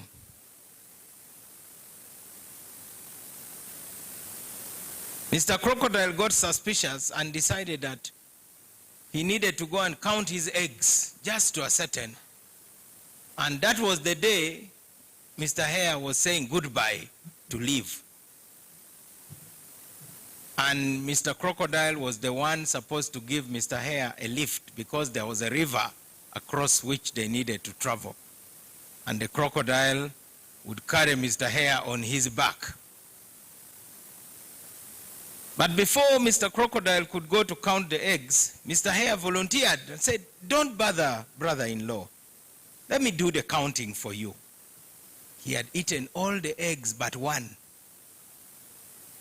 So he would pick one egg and he presents it at the door, counting one, then he goes back, comes back with the same egg, two, goes back in, comes back with the same egg, three, up to whatever number the eggs were supposed to be.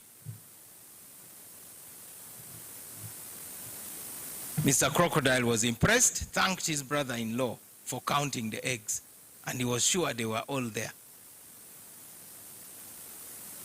So Mr. Hare said goodbye to his sister, and his brother-in-law, Mr. Crocodile, went with him to the edge of the water. Mr. Hare climbed on Mr. Crocodile's back, and the ride began to cross the river. Meanwhile, Mr. Hare's sister was suspicious because she knew her brother. She went and discovered that there was not a single egg left. So she started singing as we normally do in our folk tales. Nyang nyang nyang bola poe pi foe mokotoi, which means, please drown Mr. Hare. He has eaten all your eggs. But Mr. Hare was in the water. He could not hear. But he could, Mr. Crocodile was in the water. He could not hear. But he could hear faintly the voice of his wife screaming. Like a good brother-in-law, he asked his brother-in-law, Mr. Hare, "What is my wife saying?" Mr. Hare said, "Your wife says that there's a storm coming. Please swim faster. We don't need to let this storm find us before we have crossed." So they crossed. And when Mr. Hare was safely on the other side, and Mr. Crocodile was now crossing back, Mr. Hare lifted the one egg which had remained and taunted Mr. Crocodile. "Mr. Crocodile, hey, I've eaten all your eggs and there's nothing you can do about what I've done." Then he ran off. You know, crocodiles are rather slow on land. Now, that is what impunity is. So, beyond the things that you have recommended, we must commit to fighting impunity. I'm honored to have been invited to launch this report, and I decided deliberately that I'll not talk the way a lawyer would talk. But I'm sure you expect me to make some commitments. Number one, I already invited Marian, and as many of you as can come, to a meeting to talk about the transitional justice law. We have it in draft form. It is a very misunderstood, but through engagement, we can deal with it. I also wish to assure you that the Transitional Justice Bill is one of the bills that the President named in his State of the Nation address as an important. Therefore, the idea has been accepted at the highest level of this country. Number two, having met, needs to also put some funds towards reparations. I am proposing the establishment of a War Victims Compensation Fund, a National Victims Registry. As you know, there is no one place where you can find projects that support the youth. You have listed all the necessary leagues say. They don't read the manifesto of any political party.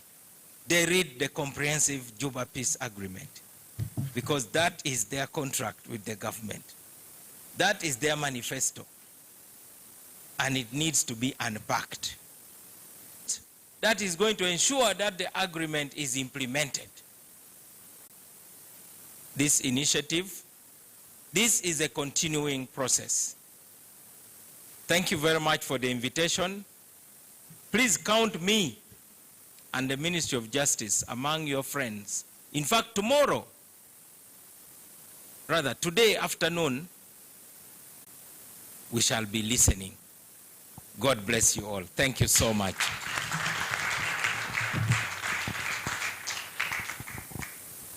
Thank you very much, Honorable, for those wise words and for assuring us that work is going to start, or work is already underway in regards to reparations, in regards to making sure that conflict-related sexual violence is kicked out of Uganda, and at least we try to respect the rights of this Honorable, and we are not has been launched. I need us to make sure that we actually have this wonderful report and make it available for everyone out there to really, really appreciate what has been going on.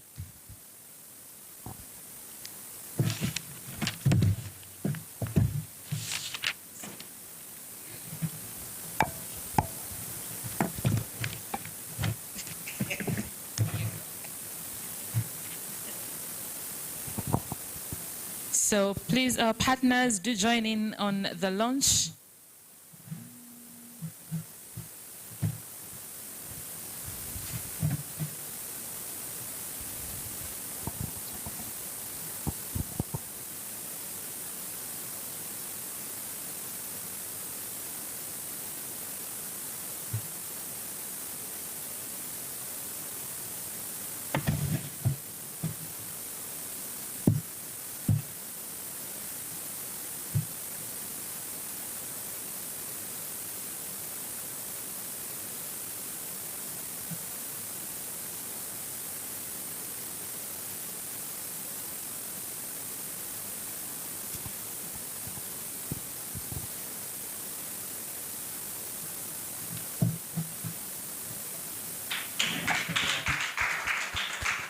Fantastic. Thank you. Thank you.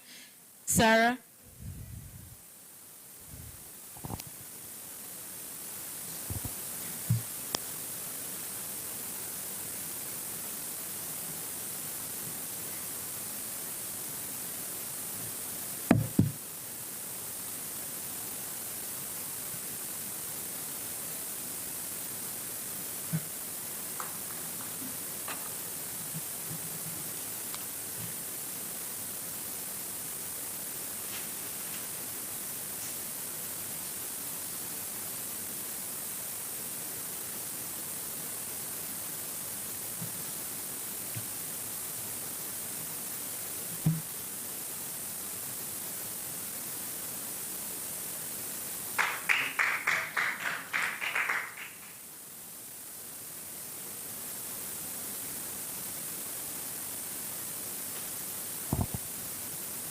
And after signing, I'm sorry, I'm going to keep you standing because we need to take a photo. We'll need to take a photo in that regard. Sarah, are our partners done signing? Please.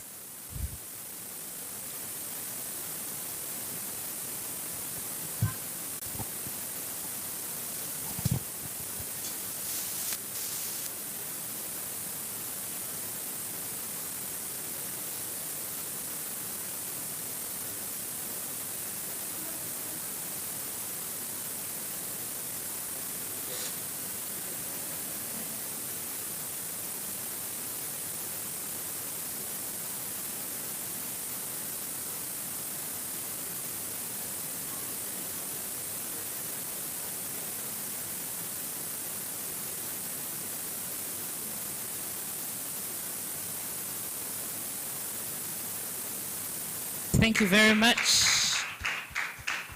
Reparations for survivors of conflict-related sexual violence launched.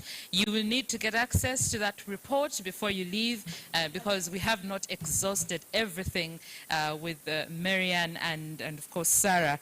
We're getting into the panel discussion from what the report has presented to us. So on the panel, the discussion is on the status and prospects of reparations for survivors of conflict-related sexual violence in Uganda. And on that panel, we have Evelyn Amonyi, Women's Advocacy Network, Evelyn Amonyi, Advocacy Network, Refugee Law Project. Grace Achan, great. Ms. Lillian Kobsinje from FIDA Uganda.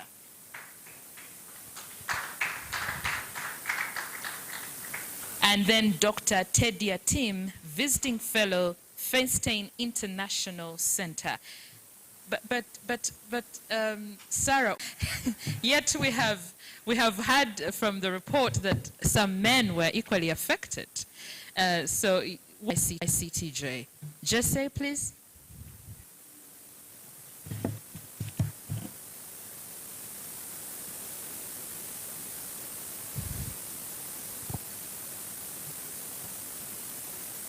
Thank you so much.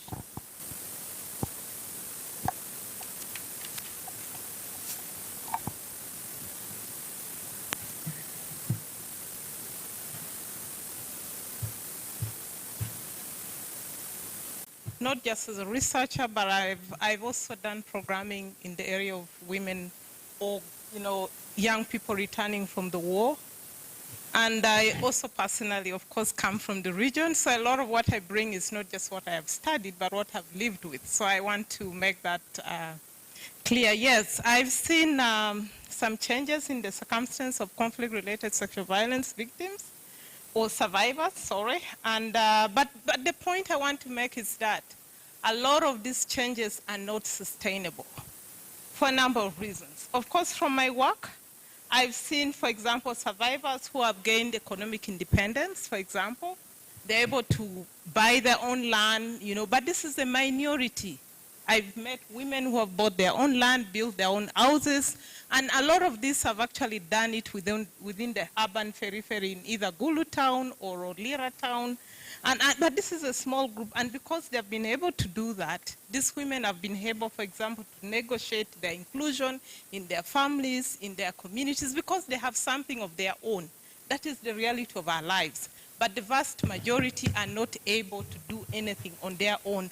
So we see a situation where people move in and out of, at one point you see a bit of progress, then at another point you really find that they're at the bottom of life in their communities, in their societies, they're struggling, they can't make ends meet. We have had a lot of them don't have the education they need to, carry forward a sustainable livelihoods. So a lot of times you find them, struggling to send their children to school to meet the basics of life.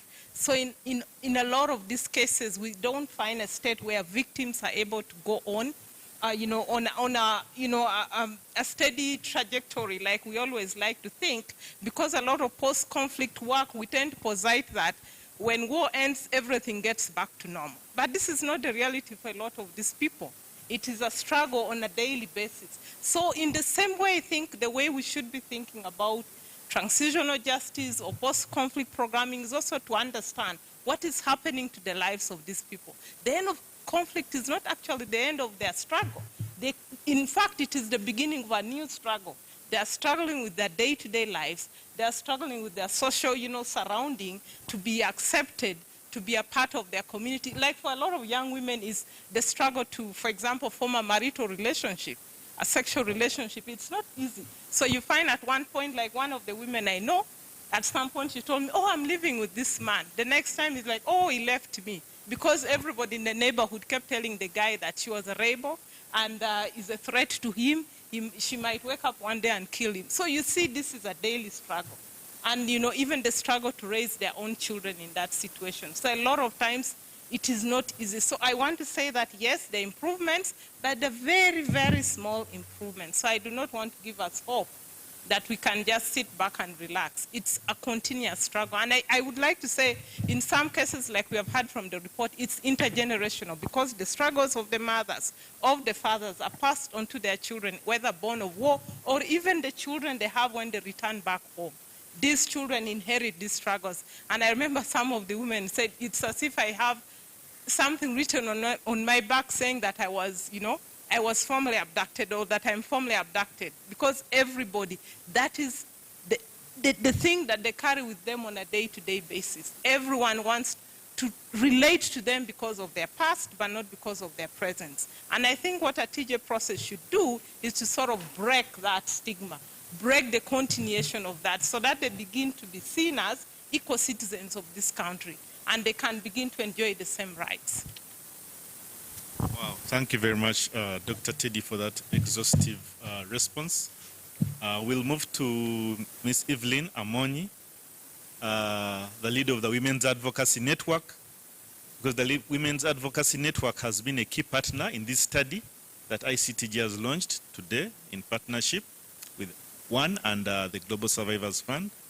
So Evelyn, can you share with us how did survivors participate in this study and why was this process important? Maybe okay, we have a second microphone, thank you. So you could just share with us the experience. Okay, good afternoon, everyone. I like to talk in local language. Grace is here for me. Genamero wa ene pingo wawan wa bino katimo tij enika chel. Ma chel wan ma chalo victims. Nero wan ki kom wa ye wa lok pe wa kenwa. The reason we came to do this work is because as victims, we have to speak for ourselves. Ma chel ke pe wan pe wa lok ngomu time kom wa. Peti ngar mama ramu lok pe wan loy wan ke kenwa. If it is not us to talk about what happened to us, there's no one else who is coming to speak about what we experienced. Amero duwa wa ngej manak kata Women Advocacy Network chake kwere. I'd like to take you back a little about how Women's Advocacy Network started. Women Advocacy Network uchake nge Juba Peace Talk. It started after Juba Peace Talks. Kara one wan kikin pachi stigma chimutok tima terra dada. Community nen we wana ye wakelu pari komwe. Then there was a lot of stigma and the community saw us as we were the ones who brought problems to them. Mirwa madir no tiene wani komwa ye watet ngom berka time ikin LRA kidong kita down berka wane kere kikuno. We really wanted to speak about this ourselves. We wanted them to know how life was, how life was in LRA. We wanted to tell them ourselves. Kibena wa met government kungene wan bena wadu ki pari komwa. We also wanted the government to know that we also returned with challenges that affected us. Te karo any government me Uganda go charo konyo cho mago marwa ter we lum ki chao ter gi UPDF mu kene mago du ki gor government tika konyo eto wan mon ma wadu ki leteno ngar ma mono tika par pe wa pe. And then the government was supporting ex-soldiers. They recruited some of them into the army. They started paying them some salaries, but as the women, we were neglected.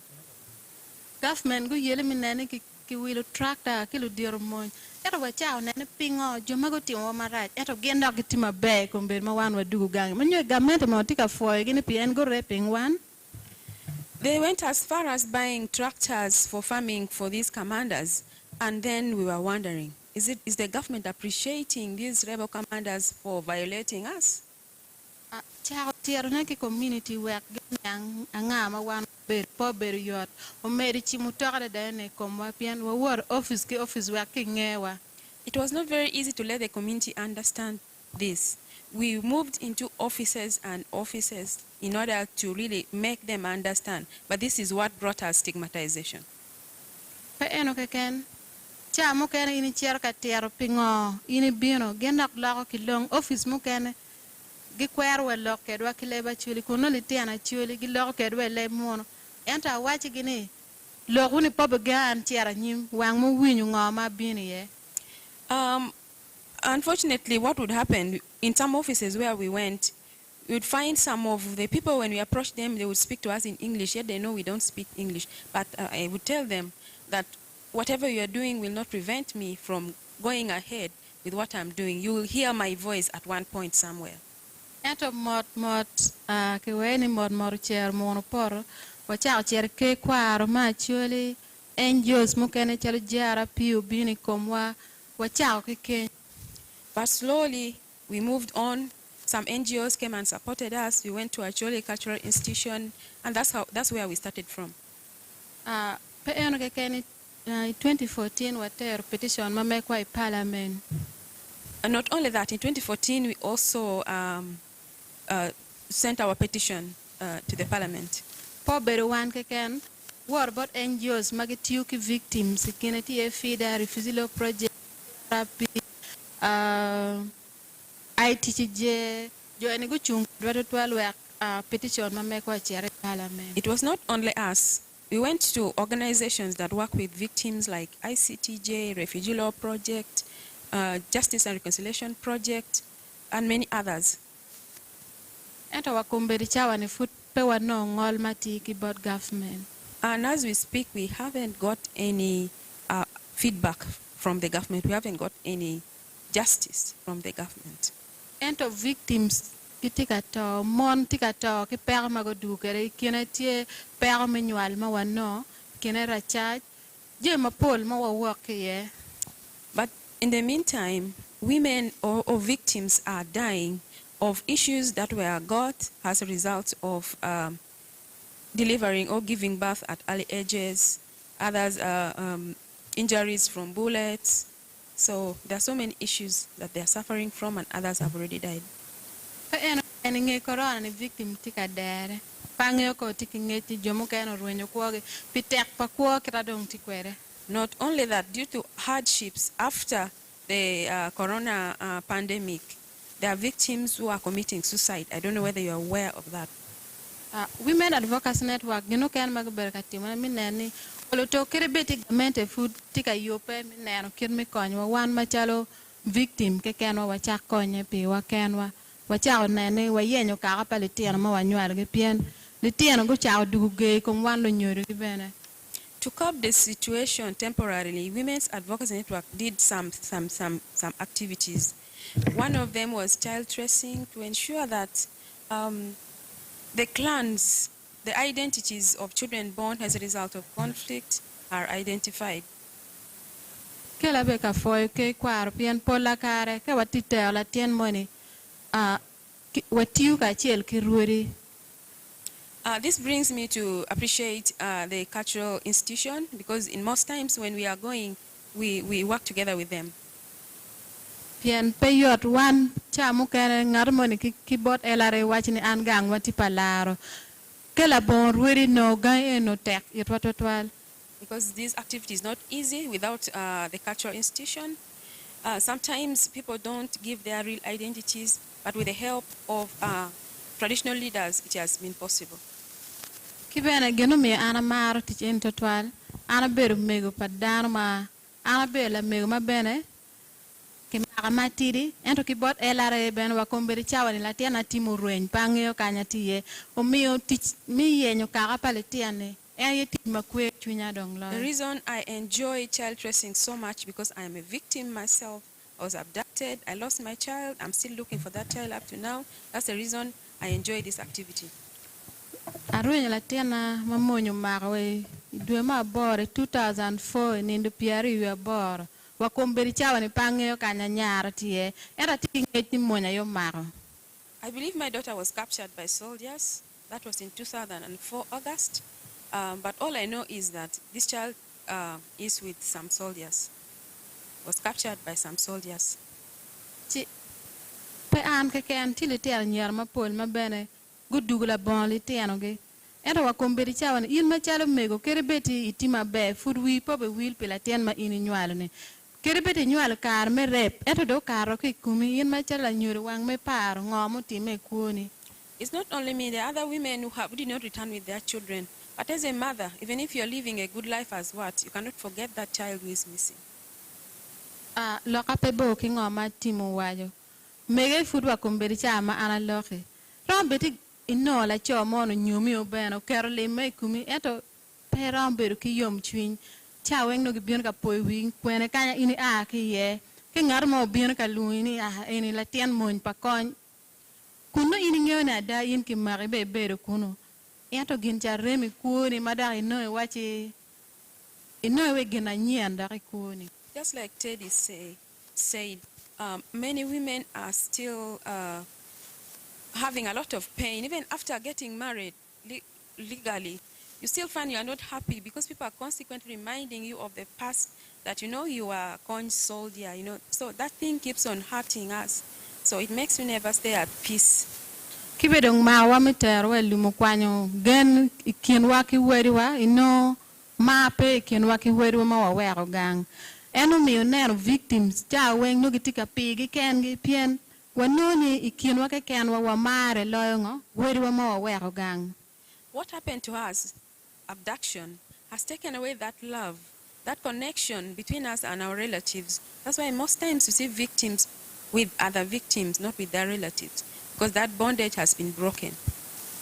Angeni ITC jera morne mabe pieni karma watiti mukwera wan machalo victims ke kane watie ka chiel ki sara ge dano bera gonya lo ngad mo ni mu a pere keno chier both victims. I believe ICTJ has seen this, because as we were doing this investigation, we did this together with other victims, and you would see how comfortable, free they were in interacting during the process. Kibe don kela ka wayana mera for Logo Survivors Fund pien obere dulma kita neno kere en ye dulma mar survivors lawyer kira gi lo kere gi survivors kita gi ter wa kere ibera gonya ma in bedari noni yen kara konyiti wi logo. I'd like to thank Global Survivors Fund, because it's the way I have seen it's an organization that really is for survivors. If you're interacting with them, you feel that really you still have, you're important as well. You feel you have a value. You feel you're someone. We have a pay me for Dr. Mukwege Pien, and I learned supporting Women Advocacy Network. Dule mukantie maka ubini kuoni no we ina idong wati maloyo. I cannot forget to thank also Dr. Mukwege Foundation. Currently they are supporting Women's Advocacy Network. And there are other organizations that really come into partnership with the organizations that work with survivors. You see there is change. You feel some importance. Gena mer foye Dr. Mukwege. Tije mukana mano dano wigi pereo ye ni mer ke ket chalo gin pere te. Inge madong wan wari gang Dr. Mukwege ukata kitam nene ki duogo kit minywa ko tam tien borwa pien ajiji ma wan wakaro ki ye cha weng no tiwiwa eto kar ma Dr. Mukwege keli wa program yoni itung na la ti ano pa ti kar mu kan pa nini diwo eto chake ma process no chake anino ma be cha mu kan ki choya. One program that is undergoing that Dr. Mukwege brought on board, which is very important after the war, is psychosocial support. After going through this, I used not to sleep well, but now I think I am getting healed. This was something that was being forgotten after the war. Mangeo unweng mutiugu survivors. Angeo ni mier ki nywakid utam pieni story mangara chela tiaro gari kom kuoni pien an kero na nene kere we are peramu yue cha weng no victim ti gona chimwe di wo cha weng na ko ra ti pel ko jimwe ni weng ti gari kom kuona ento ma Dr. Mukwege bini kuona no oloto yue monitie. Caregivers, those who work with survivors, you too need psychosocial support, because I have seen with myself, when you're working with victims, every time they keep on telling you this and that, they are calling you, every time you're thinking about all this that you have had, so you cannot even rest. But after I also underwent therapy, I think this has done me good, it has done me well. So you all need this support as you're working with victims. I'm ending here, thank you.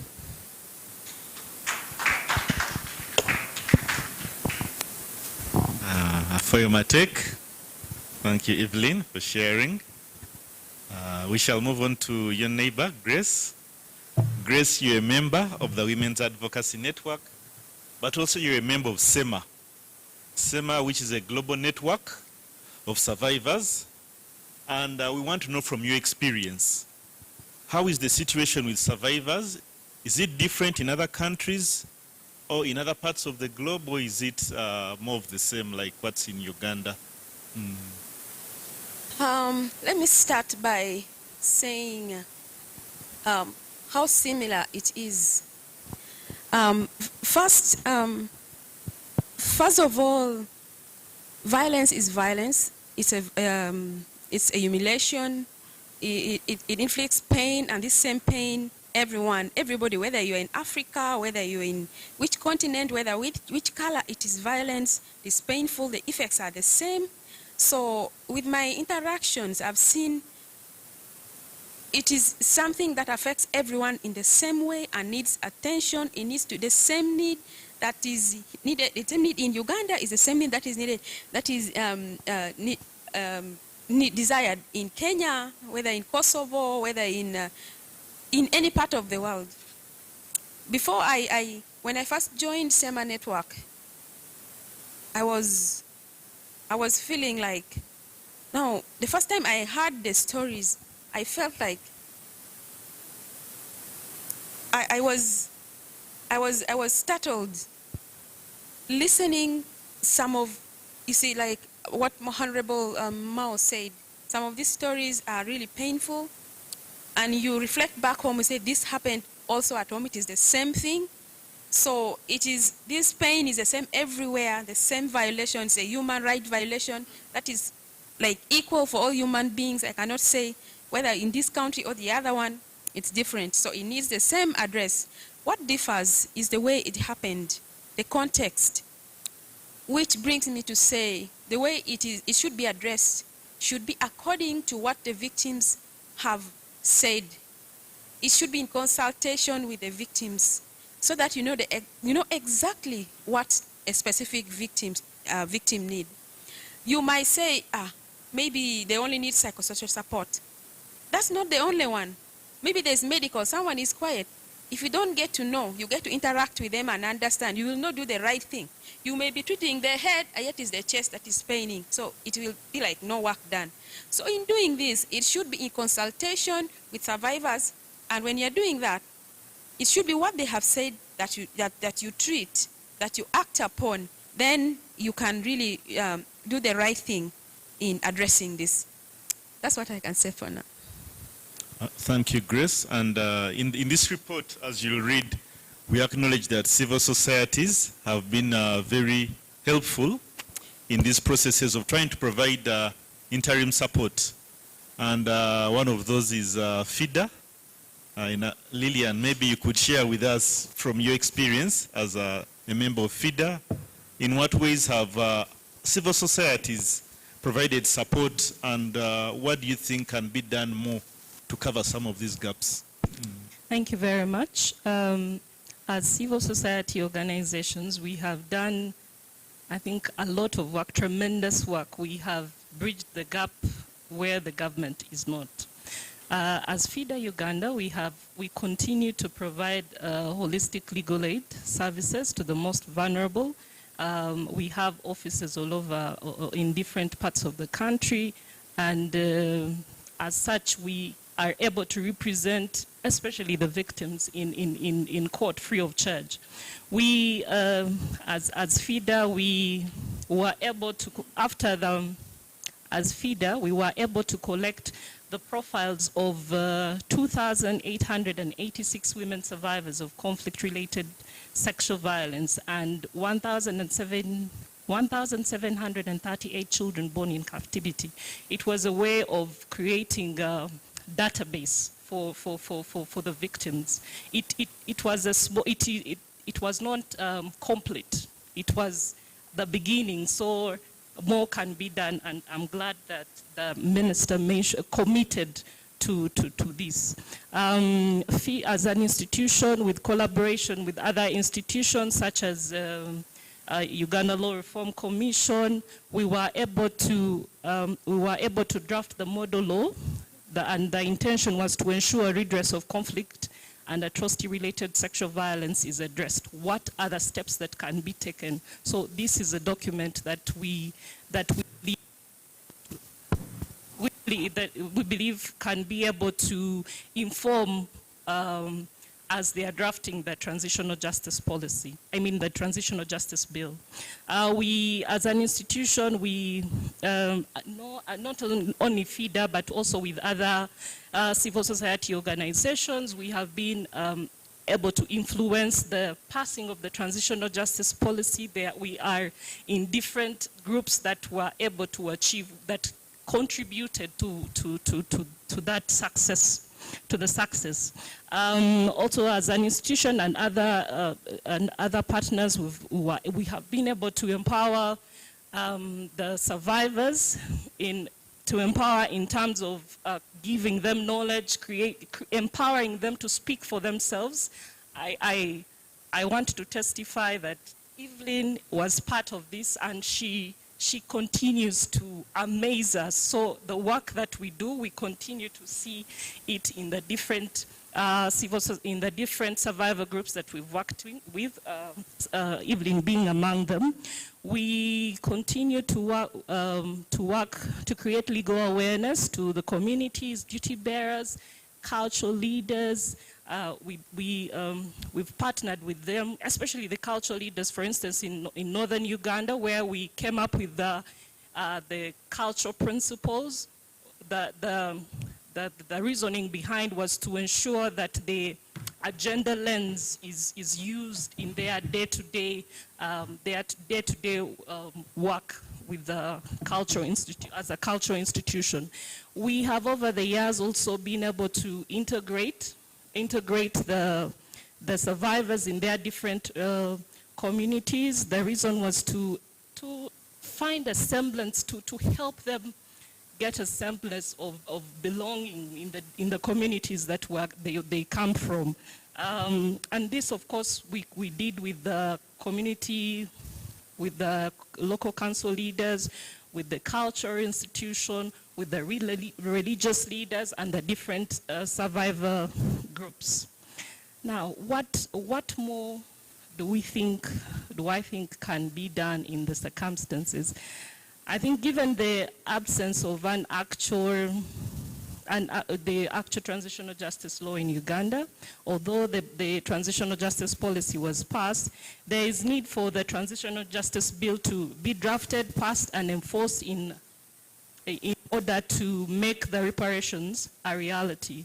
I also think it is important for the legal aid bill, a legal aid law to be passed, because with the provision of legal aid, we are able to bring justice, to bring redress to the different vulnerable people that are in different communities. Thank you.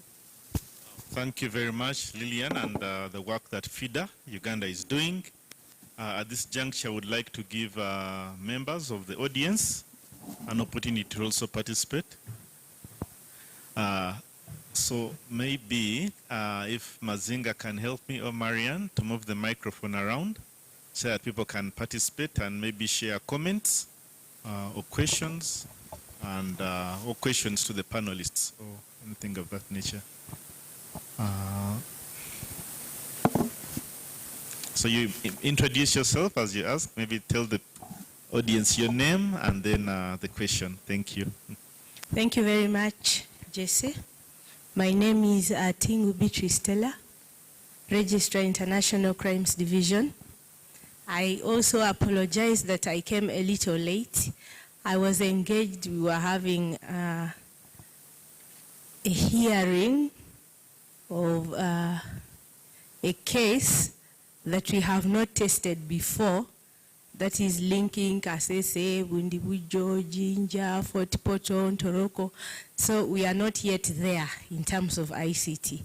So I've been going out and in so that everybody's on board as they proceed at the International Crimes Division. And I regret that I think I missed a few of the points that had been made by some presenters, members.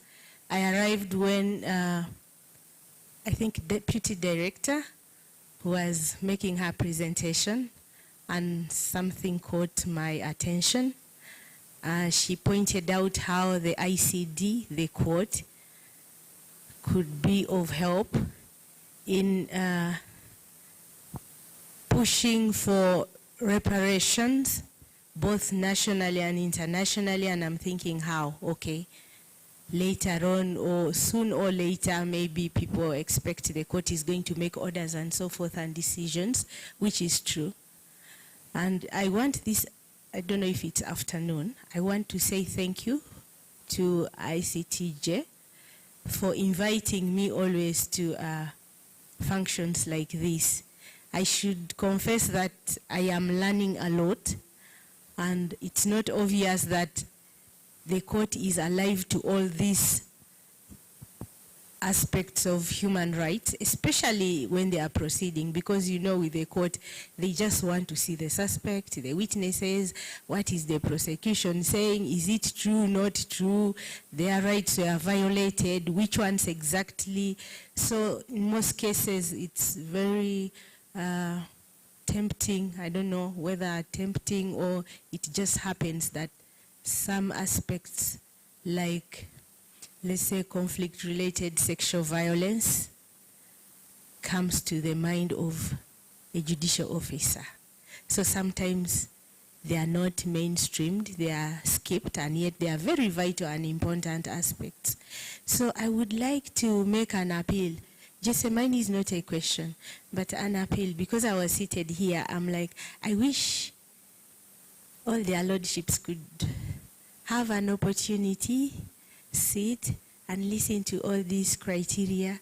You know, international human rights law is also developing every other day, and it should also be reflected in the processes, even judicial. So kindly consider having time to sit as judicial officers and trainers. I think this is the second time I'm attending a sitting like this, and I already feel that I'm on board. I think I'm getting to appreciate most of the aspects. I appreciate what you do, and I have a lot to take back. As a registrar, I always work with victims, witnesses, even the court.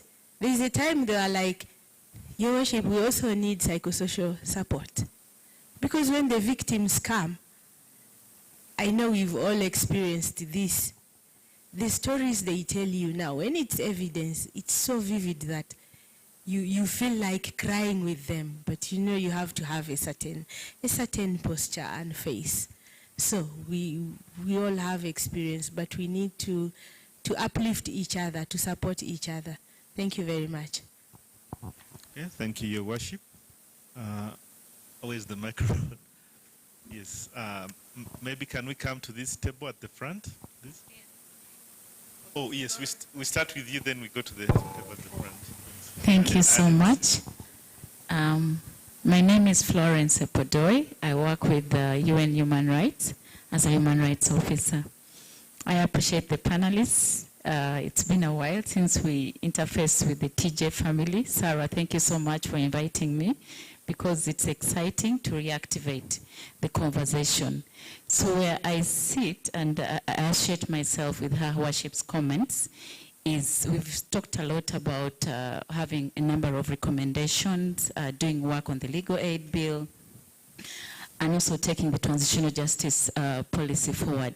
So for me, where I am now, I'm asking myself, 2022 is ending. What can we do in 2023 jointly? I think 2 weeks or 3 weeks ago, I was privileged to be in the Honorable Minister's office with my supervisors, and we discussed a number of issues. And I remember, Honorable Minister, you talked about issues of transitional justice. And again, we are very anxiously waiting to hear your priority activities for next year, so that as the Office of the High Commissioner, we can actually consider them. Thank you so much. I'm happy to be here. So let's take action. I think let's jump a little bit higher than what we have been doing. Thank you. Thank you, yes, Florence. I think I got the microphone. Thank you, Jesse. Honorable Minister, I'm called Ola Ambrose. I work for K. Kwaracholi. I just want to make comments. One, as one who comes from the cultural institution of Acholi, I want to associate myself with the story of the panelists here and bear witness that what they say is actually what happened out there in the north. Fortunately, I also went through the terrible experience of being abducted, but this time not in Uganda, in South Sudan. So I feel so much associated with the issues that they are raising. The issue I want to raise is one. After the Juba peace process and the resumption of calm in much of northern Uganda, actually specifically, we should have gone through an elaborate process of dealing with the effects of conflict on the human person. Unfortunately, most of what happened in northern Uganda was more dealing with the hurry to regain or to a certain normalcy, to reflect that the situation was normal. So we built very good schools, we built very good health centers, we did everything that makes our place looks beautiful. In fact, we have some of the best socio-economic infrastructure in northern Uganda, courtesy of the efforts of the NGOs, government of Uganda, and through many programs. The biggest thing they did a disservice to the people of the north was they left the human person behind. So today, we have to contend with the omissions of recovery and healing. I had people talk about suicide. I had people talk about all this. I had people talk about the effects of conflict on the human person, and we are coming to 14 years after the end of violence. So, how much are we going to hurry walking back to pick the pieces and then begin to move forward? It therefore means that northern Uganda, the person in northern Uganda has remained in a state of vacuum for most of this time. The level of human incapacitation you see in the north, in Acholi, is telling. People who cannot compete, people who are struggling below the basic minimum. And this is where the problem is. We rushed off to ascertain normalcy and left our people behind. So we are still beginning to talk about psychosocial support, counseling, and all this kind of thing and all that. These are things we should have done. We should have created structures and systems. And this is why, though it's late, the transitional justice policy will help us to cover a lot of ground. And I'm very glad the minister is taking this up as a matter of priority. I think we should be able to overcome some of these challenges and structural deformities that we have seen in our community. Finally, I saw you writing the legal frameworks.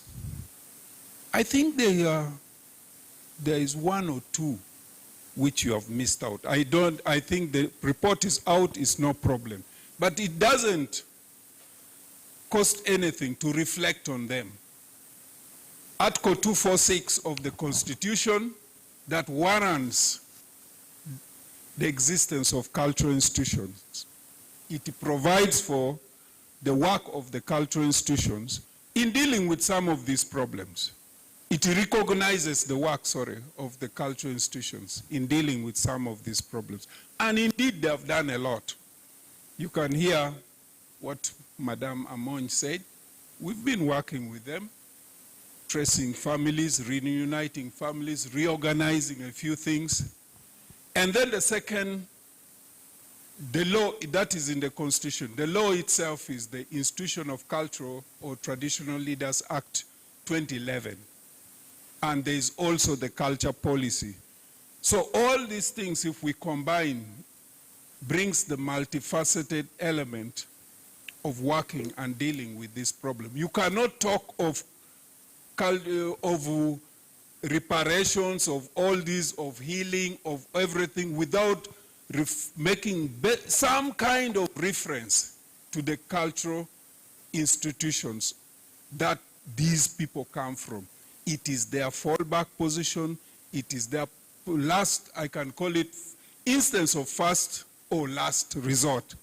So there's no way we can run away from making reference to the cultural institutions. I thank you very much. Thank you, Honorable. Yes, Marianne, give us the next speaker. Thank you so much, Jesse. Thank you, Marianne. First, I want to thank ICTJ, International Center for Transitional Justice, for always inviting us to be part of this process. We are really so glad. And I want to thank our dear Honorable Minister for the great commitments that he has made. He has always worked closely with us, and we do appreciate. And I want to thank my chairperson, Honorable Algon Silas, for the great work that he's doing on the floor of Parliament. And also our former chairperson, because we did a lot of work right from the 8th Parliament into this 11th Parliament. My name is Christine Chandiro, and I work for the Greater North Parliamentary Association.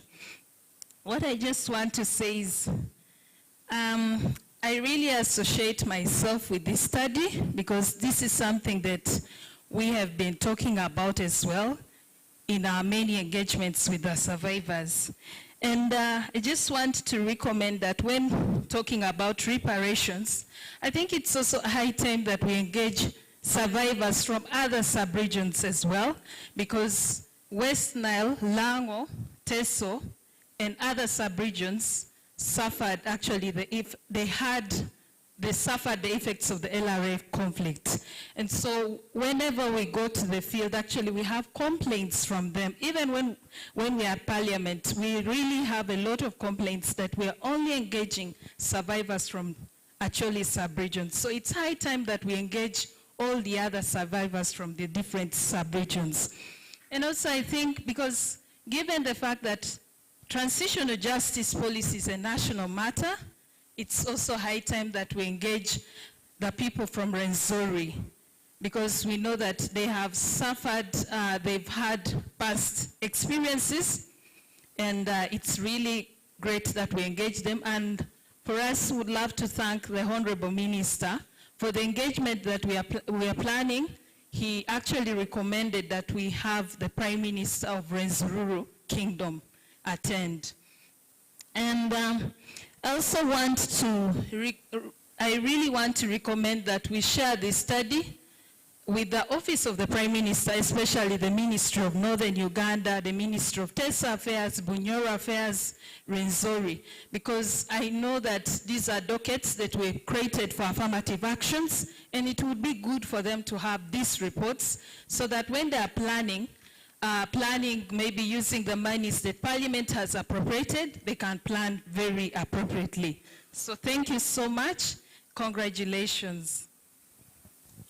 Thank you, Christine.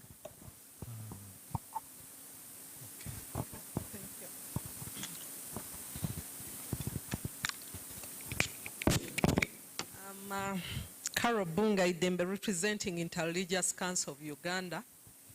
And at the center of the conflict, religious leaders were key players in the negotiation of the Juba peace process. Thank you for the report. I just wanted to say that we missed an opportunity to see the HIV/AIDS. You know, there was a trajectory of that. I needed to see a bit of that, and also the nodding disease, because it is in the same region where we find these two issues affecting our people. So probably we needed to have that, and what are we doing about our people in that region but affected by these two diseases. Finally, now that we have, congratulations to our Minister of Justice and Constitutional Affairs, we want to bring to light the issue of mediation, because the courts have put it aside because lawyers maybe are not seeing a few shillings that come out of it.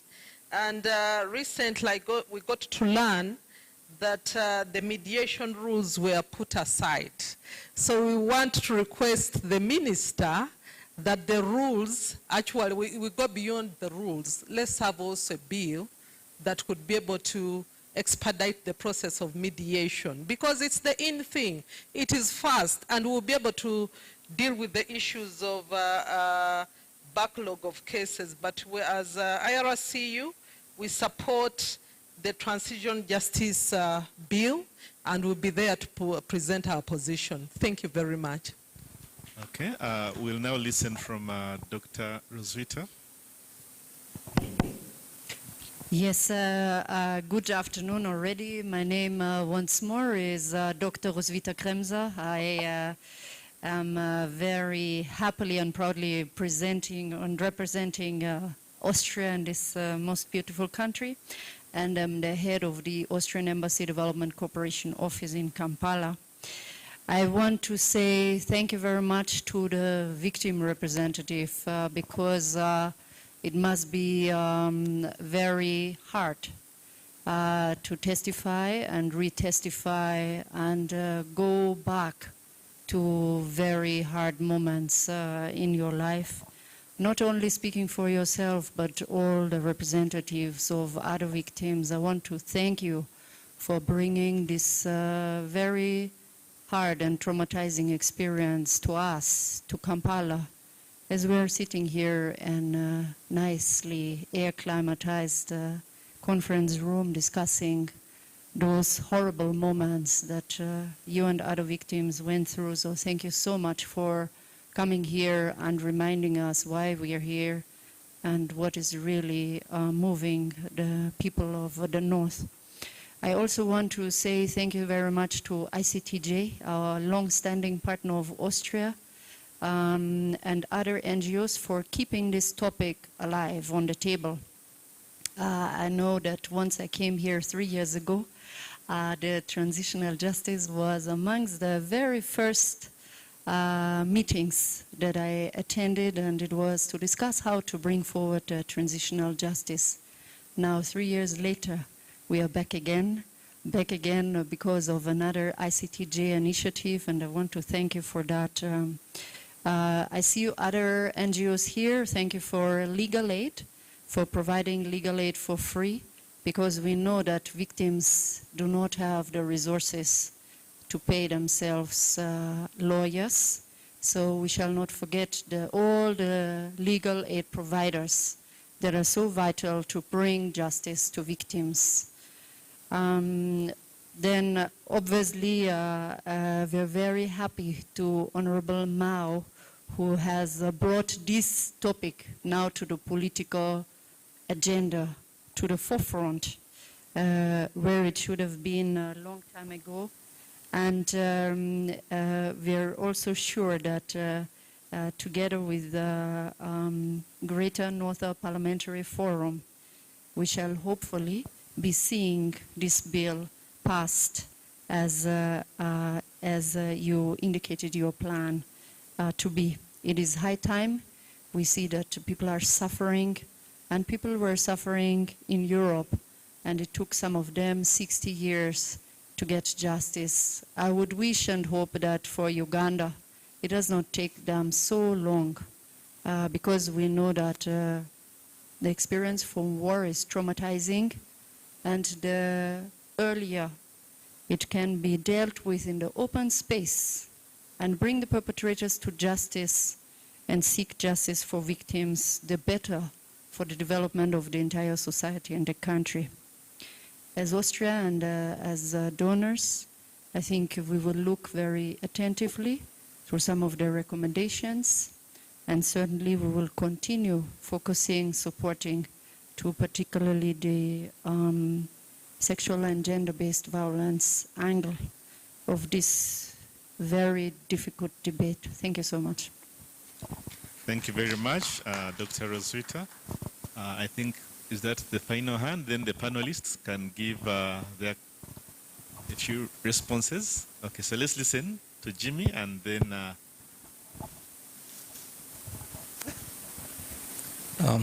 Thank you very much, the moderator. My name is Jimmy Wamimbi. I work for ASF, Advocates Sans Frontiers, as a Transgender Justice Coordinator. I'd like to thank ICTJ and the partners, Women Advocacy Network and Global Survivors Fund, for the great work done, for bringing another very interesting publication to the community with few readers. And I'm saying that to provoke people to read this. You know, I'm not saying there are few readers. I'm saying let's read this. It comes with great recommendations, as we all saw and heard the presenters present. Sexual violence is bad, and it gets worse if it takes place in the context of conflict. We've had the survivors speak to us, and you know, the longer it takes to remedy some of the challenges, or the challenges that they went through, the more complicated it gets. You know, it takes on new challenges, new complications. Some of them at the time when it happened, they had young babies. Now these babies have grown into adults who keep asking complicated questions to them, and they have no responses. I like the way the recommendations were structured. They've put different sections to different stakeholders. So as civil society, because I'm from the civil society, I'll speak for civil society. As civil society, we have a role to play. And just this morning, the minister gave us an open check. He said he's open to speak to the civil society. So I pray that as civil society, I know we're doing a lot of work, but in silos. I think it's high time that the momentum that ICTJ has built, we hold it up and commit as civil society to work with the minister. You know, they always say you can never tell how high the mountain is until you reach its peak. We have a Minister of Justice who has been in the battlefield. He understands, you know, in a textured fashion, the challenges that the survivors have gone through. So as civil society, I think it's high time we came together and knocked at the doors of the ministry and did something to avoid these challenges from getting more complicated. Thank you very much. Okay, thank you, Jimmy, for that. Okay, so we have Honorable Leandro, who will use approximately 100 seconds to make his submission, and then the panelists will conclude. Thank you so much, moderator, for being very conservative. I'll try my level worst and best to conform to your guidelines. Mine is about encouraging this process. I'm not asking any question. Mine is about sustaining the momentum, because we have always met and agreed that we have to be together and make this happen. But now, after 1, 2, 3 months, everybody will be asking, what is going on the other side? I'm very happy the Minister of Justice has become very proactive. It used to take us a lot of challenge to even beg to go and talk about this, to beg and beg and beg. I think that is over. You remember the times of line ministries training, where it was difficult to bring the ministries online together to work on this. But now it has changed. So that means the civil society who are here, it is not an event. This is a very serious dedication to this process, and I think we are committed to it because we agreed in Grand Imperial, when we were having a definition of the word transitional justice, which I'm very happy. As a contribution to civil society, we gave this definition to the government of Uganda, and that is what gave birth to the transitional justice policy. That was a very, very important contribution of civil society. Now, as international, I saw in the recommendation we say to the international community, it is a very, when you say international community, someone may not take responsibility. They may feel that this is geography which is located in Europe or America. We just say international partners, they are here. They are here, represented by all our colleagues who are here. So I think it should be tailored clearly so that when meetings are called upon, you know who are supposed to attend or not. Now for my part, as I sit down, I think the minister gave us a roadmap and an open invitation to his office. But I think we need to walk back a bit and clearly go and put a case for all civil societies and survivors in Uganda in the meeting that he has invited, so that we do not have another challenge of other civil groups coming and say, no, that was the position of ICTJ and a few others. Because we have witnessed this, where advocacy becomes a battleground of who is leading and who is not leading. So for me, this is a very important process.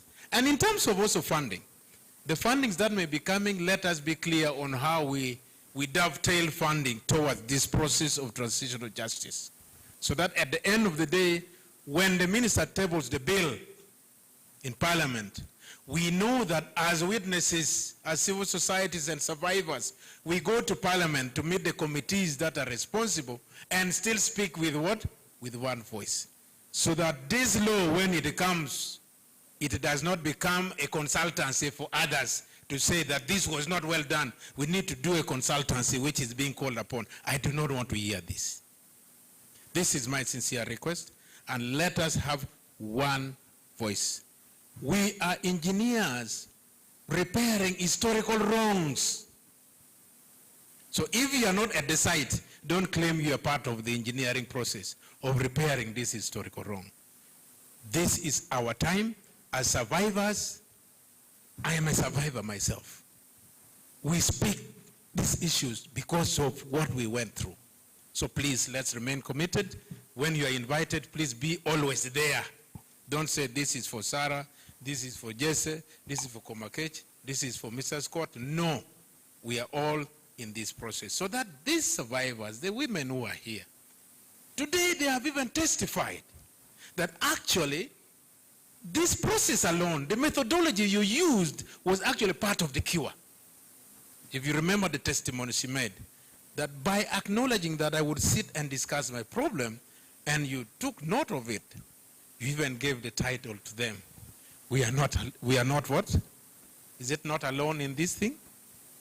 We are all together in this. So I'm very happy for this launch and look forward to what comes from the minister's desk very soon. We are ready for action. Thank you. But of course I speak as an outsider, so don't think I'm in Parliament. I'm just a morale booster with a lot of energy. I run my consultancy, but I also do a lot of legislative advisory roles to civil society and the Greater North Parliamentary Forum. I thank you so much. Okay, your neighbor is the current chairperson of the Greater North Parliamentary Forum. He asked for 30 seconds to say hello to the House. So. Hello everybody.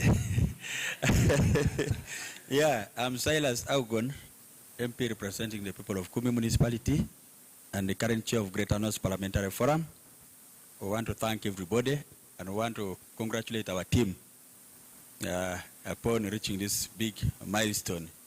Parliament will depend on this report because we are interested in the recommendations therein. They will help us in preparation. Report should be connected to legislation in Parliament now and our oversight, because there are a lot of questions for us to ask, and we will be well informed with this report because I want to believe it's well grounded. I also want to update this House and say, with the National Legal Aid Bill, I was put it to appear on the floor, so the bill has now been referred to the Committee on Legal and Parliamentary Affairs. For the first time, it's a huge milestone. I know you don't want to clap because you are maybe hungry, but yes, it is understandable anyway. But it has been referred. That committee has only 45 days within which to report back. So when you get an opportunity, when you see an invitation from the clerk to please appear before the committee and give your input. That's very, very important. Number two, the Human Rights Defenders Protection Bill. It's a come. So they told us first deal with this. When we come back from recess, we'll load one. So I'll be getting leave and then we'll run quickly. And I'm happy that the person who handed the mantle to me is seated near me. So it's giving me that energy. It's not just a mere moral booster. It's a moral booster with the wisdom. So he's doing a great job. So we are now looking at the third one. This transitional justice what? Bill. And we are happy to report that the minister is on our side. If you don't want to clap, you have a problem. The minister is on our side. This launch has happened at the right time. Because I was always thinking, what am I going to say about this transitional justice? But this report has come in a very timely way. It will inform that bill, seriously. Personally, I lost my father in these violent issues of rebellism. They wanted to recruit him, a whole deputy teacher, to the forces of the rebels. But he refused. They cut off his head with a knife. So when you talk about violence, when you talk about the past, the injustices, the mental problems that people have gone through, it is not just about Acholi. It is an issue of Uganda. It is a national matter. We keep quiet. People keep quiet. But you ask everybody, they have a story to tell you about the past. It is not just about a few people. No. Therefore, the TJ is not a bill which is for one place. It is a national issue. I want to thank you, but I know God is on our side. Everything is going to work well. The minister is with us. Everybody is with us. The ambassador is with us.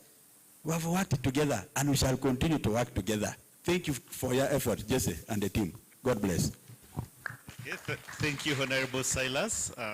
At this juncture, I would like to give our panelists an opportunity to just conclude with their closing remarks in at least not more than 100 seconds each. Thank you. Yeah, thank you, Jesse, and I'm glad I was able to, of course, listen to. But I think when I came here, I had three key things I wanted to communicate, and just had to what we have heard from everybody, and just to even re-echo what others have said. One of them is that conflict-related violence survivors' recovery, especially their socio-economic recovery, is not linear. It's not straightforward and takes time. So whatever we're going to think about in terms of a transitional justice process must also think about these aspects, that it's going to take a long time. So we should not think about putting a time frame to it, especially in a lot of cases, survivors will take time to come forward. So we need to give them that open window for when they'll feel, you know, that they're in the right place, you know, psychologically to come forward to claim, for example, reparations as part of transitional justice. So we shouldn't put a time frame to it. My second other point was about the fact that whereas, you know, talking about the effects of conflict is important, and I heard the Prime Minister of Kwara actually mention this, we need to also think about the fact that these victims or survivors are not living in a vacuum, where you know, their lives are affected by the social, cultural, economic, and ongoing political processes in their communities, or even the things happening in their homes. And these are the things that determines their everyday life in those return communities. You know, especially if you're thinking about the patriarchal gender norms within society, those are the things that dictate how for example, men and women returning will be treated or how they are treated in their communities. So we should not we should not neglect these facts. So my point is that whereas it is important to think about the war experiences, we should not also miss this deeply, embedded patriarchal gender norms that dictate, for example, what access they have, what opportunities are available to them, and what resources they will have available to them to overcome their conflict experience. So this is fundamental. So what I'm saying is that we need to, for example, figure out ways to work with traditional leaders in each of these different communities, whether in Lango, in Acholi, in Teso, on how they can, for example, support the people returning or the survivors to rebuild their lives in their communities. And my last point is that, yes, a lot of the things that we have had are very, paint a picture of vulnerabilities about marginalization. But we should not forget one fact, that victims or survivors have got agency. A lot of them are doing things already on their own. They're trying to make ends meet. So whatever we are going to do, let it build from what people or survivors have already done. We should not just close our eyes and bring forward what we think they should do, but rather we should build from what they have already been doing. They have been living 14 years since the war ended. People have been living on their own. So we should learn how have they been helping themselves. The survivors groups like ONE, Women's Advocacy Network exist. What have they been doing on their own? So let's build from there. And we shouldn't just assume that we are going to create a clean slate and then make everybody, start from something, but we should build on what people have already done. So those are really my key takeaways from all of this. Thank you very much. Thank you very much. I will start by appreciating the minister for his commitment. As people who have done this work for years, I think it gives us the energy to continue doing this work. So I think that's a very excellent, it's a very good thing that the minister is on board with us, and we will go a long way. One, I think, as people doing this work, we should continue to collaborate, as my colleague has said, collaboration with all the different stakeholders. In the work we do in Northern Uganda as FIDA, we have appreciated the role having victims spearhead our work. So the work as we continue to do this work, to ensure that we do not speak for them, but to ensure that they are the ones that are spearheading any intervention that we intend to make for them. Other than that, I thank you very much, and I wish you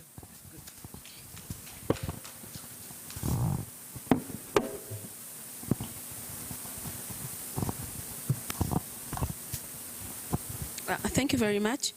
I would like to respond to Christine about the issues of engaging other survivors from other regions. I must say, as Women's Advocacy Network, we are a small organization, but we are in Ajumani. We have groups in Teso, even in Lango. As we speak on Thursday, we're going to launch this report in Lango sub-region, not in Acholi. And I think we should take away from our minds the issue of that it's only Acholi that's that. Personally, I'm a Langi, and I'm working in Acholi. And we work all this. It's not about Acholi. If we keep on looking at this, as only one region is benefiting, this is why transitional justice policy is stuck somewhere. Because people have this mentality. When we come like this, we don't talk about tribes. We are talking about one thing, one problem. Let's tackle the problem, not the issues of where these things are going. If we keep on looking at that, then we are not moving anywhere with the TJ policy. On the issue of, since we are spread out, but we have very little resources, how can we move on in other places without resources?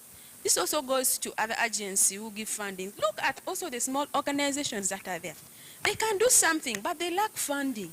How can you go with your empty hand? How can you walk to these places and reach everywhere? Also, leaders, get in touch with these small organizations so that we expand this. Victims are many. Very few people are working with victims. They are working. We cannot touch, they cannot touch everywhere. So if hands are put together, resources are put together, we can reach every point, and of course with unity. Another one is, I would just like to mention, I picked a few points from just two that I'm going to comment on what Honorable Robert Mao said. one victims an machala Evelyn ang'eyo victim misroti loy wa MP ma ake kuno.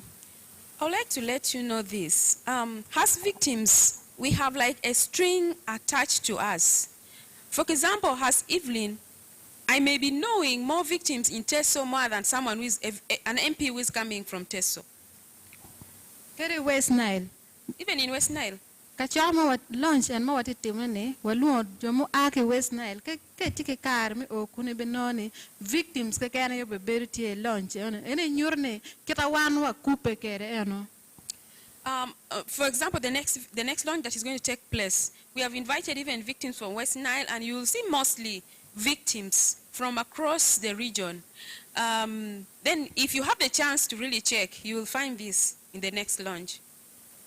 Che anene miero wanero yo ngo ma miero kitim pedong wa ber ka dar kom je moti me marachon alego MPs ma titek nero ene kinen yo ngo ma wero je madon ke kero ITC je ne ukato yor pian victim tikato ya obitimo pia ngage.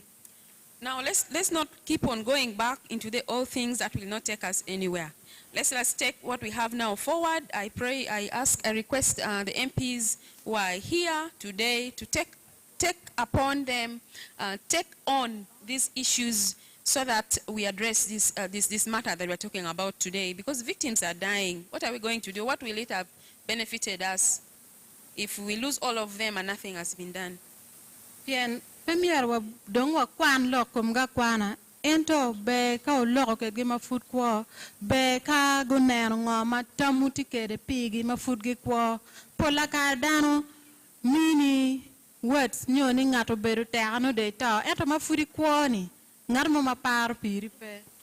Of what benefit shall we have if we only live to tell their stories? Of course, nothing. It's better to let them listen for themselves what plans you have for them while they're still alive.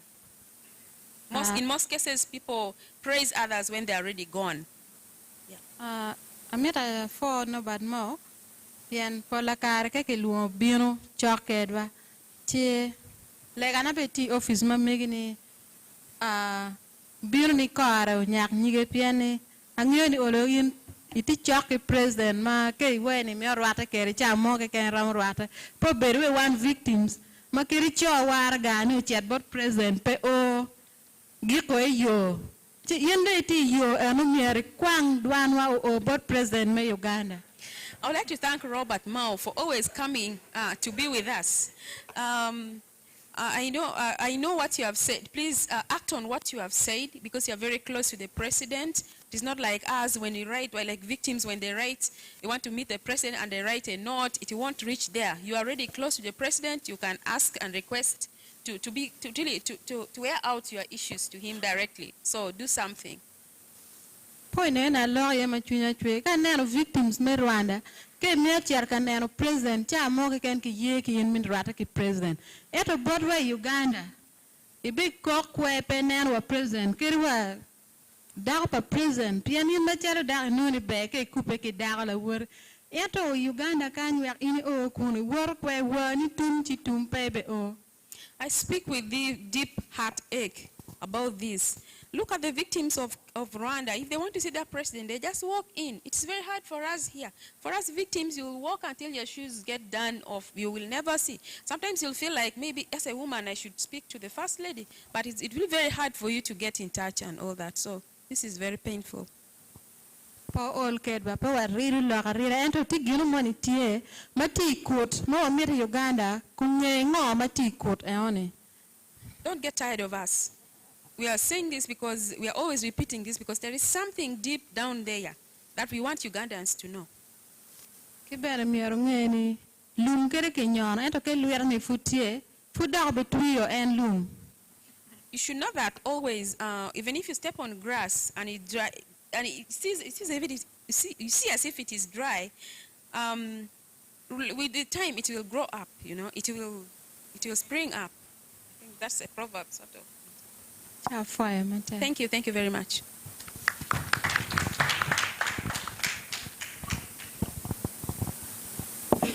Even the best dancers have to leave the stage, so At this juncture, we'll hand over to our MC Lynn to take us to the next agenda. Thank you for your attention. Yeah.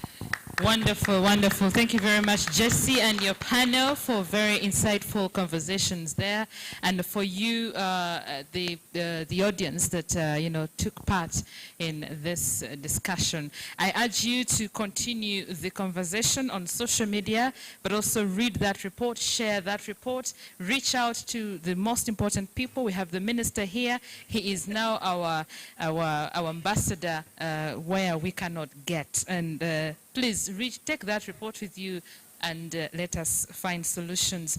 Continue the conversations on social media at #SurvivorsSpeak, #co-creation, #ReparationsNow, and #CRSV. Remember to tag at the ICTJ and also tag at GLS Survivors Fund. Right now, we have come to the close of our wonderful launch, and in that regard, allow me to call upon Ms. Sarah to, close off this session.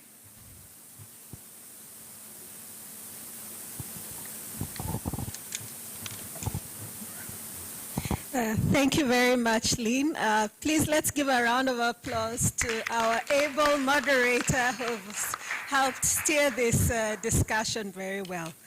Colleagues, I would not like to stand between you and your lunch any longer, but please, with your indulgence, a few more minutes just to relay my deepest thanks to all of you, first of all, for joining us today for this launch, for contributing to the discussions, for sharing your reflections. I'd also like to thank the panelists who've spoken. And to us as ICTJ, I always believe we shouldn't be the ones to speak. Let those who are working directly with survivors or directly affected speak for themselves. And I think what our panelists have mentioned have underscored the findings of our study. I would of course want to thank the different people who have contributed to the discussion, shared their thoughts. Our partners in preparing this report, the Global Survivors Fund, and the Women's Advocacy Network.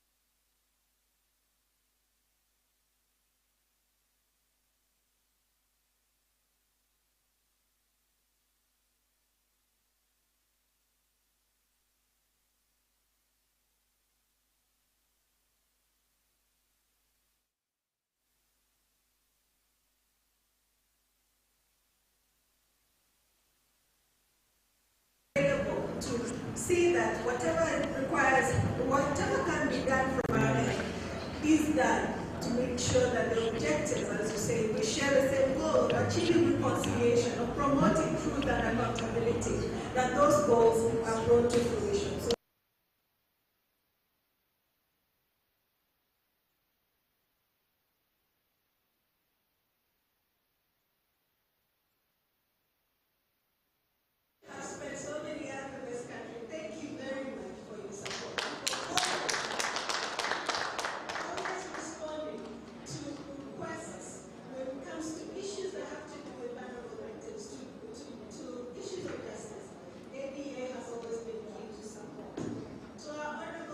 Parliament, Moral Booster, as he calls himself, and Honorable Egon, I'm sorry I always mispronounce your name, Algon, the Greeks call it Egon, but Honorable Algon, the chairperson of the National Parliamentary Forum. Thank you.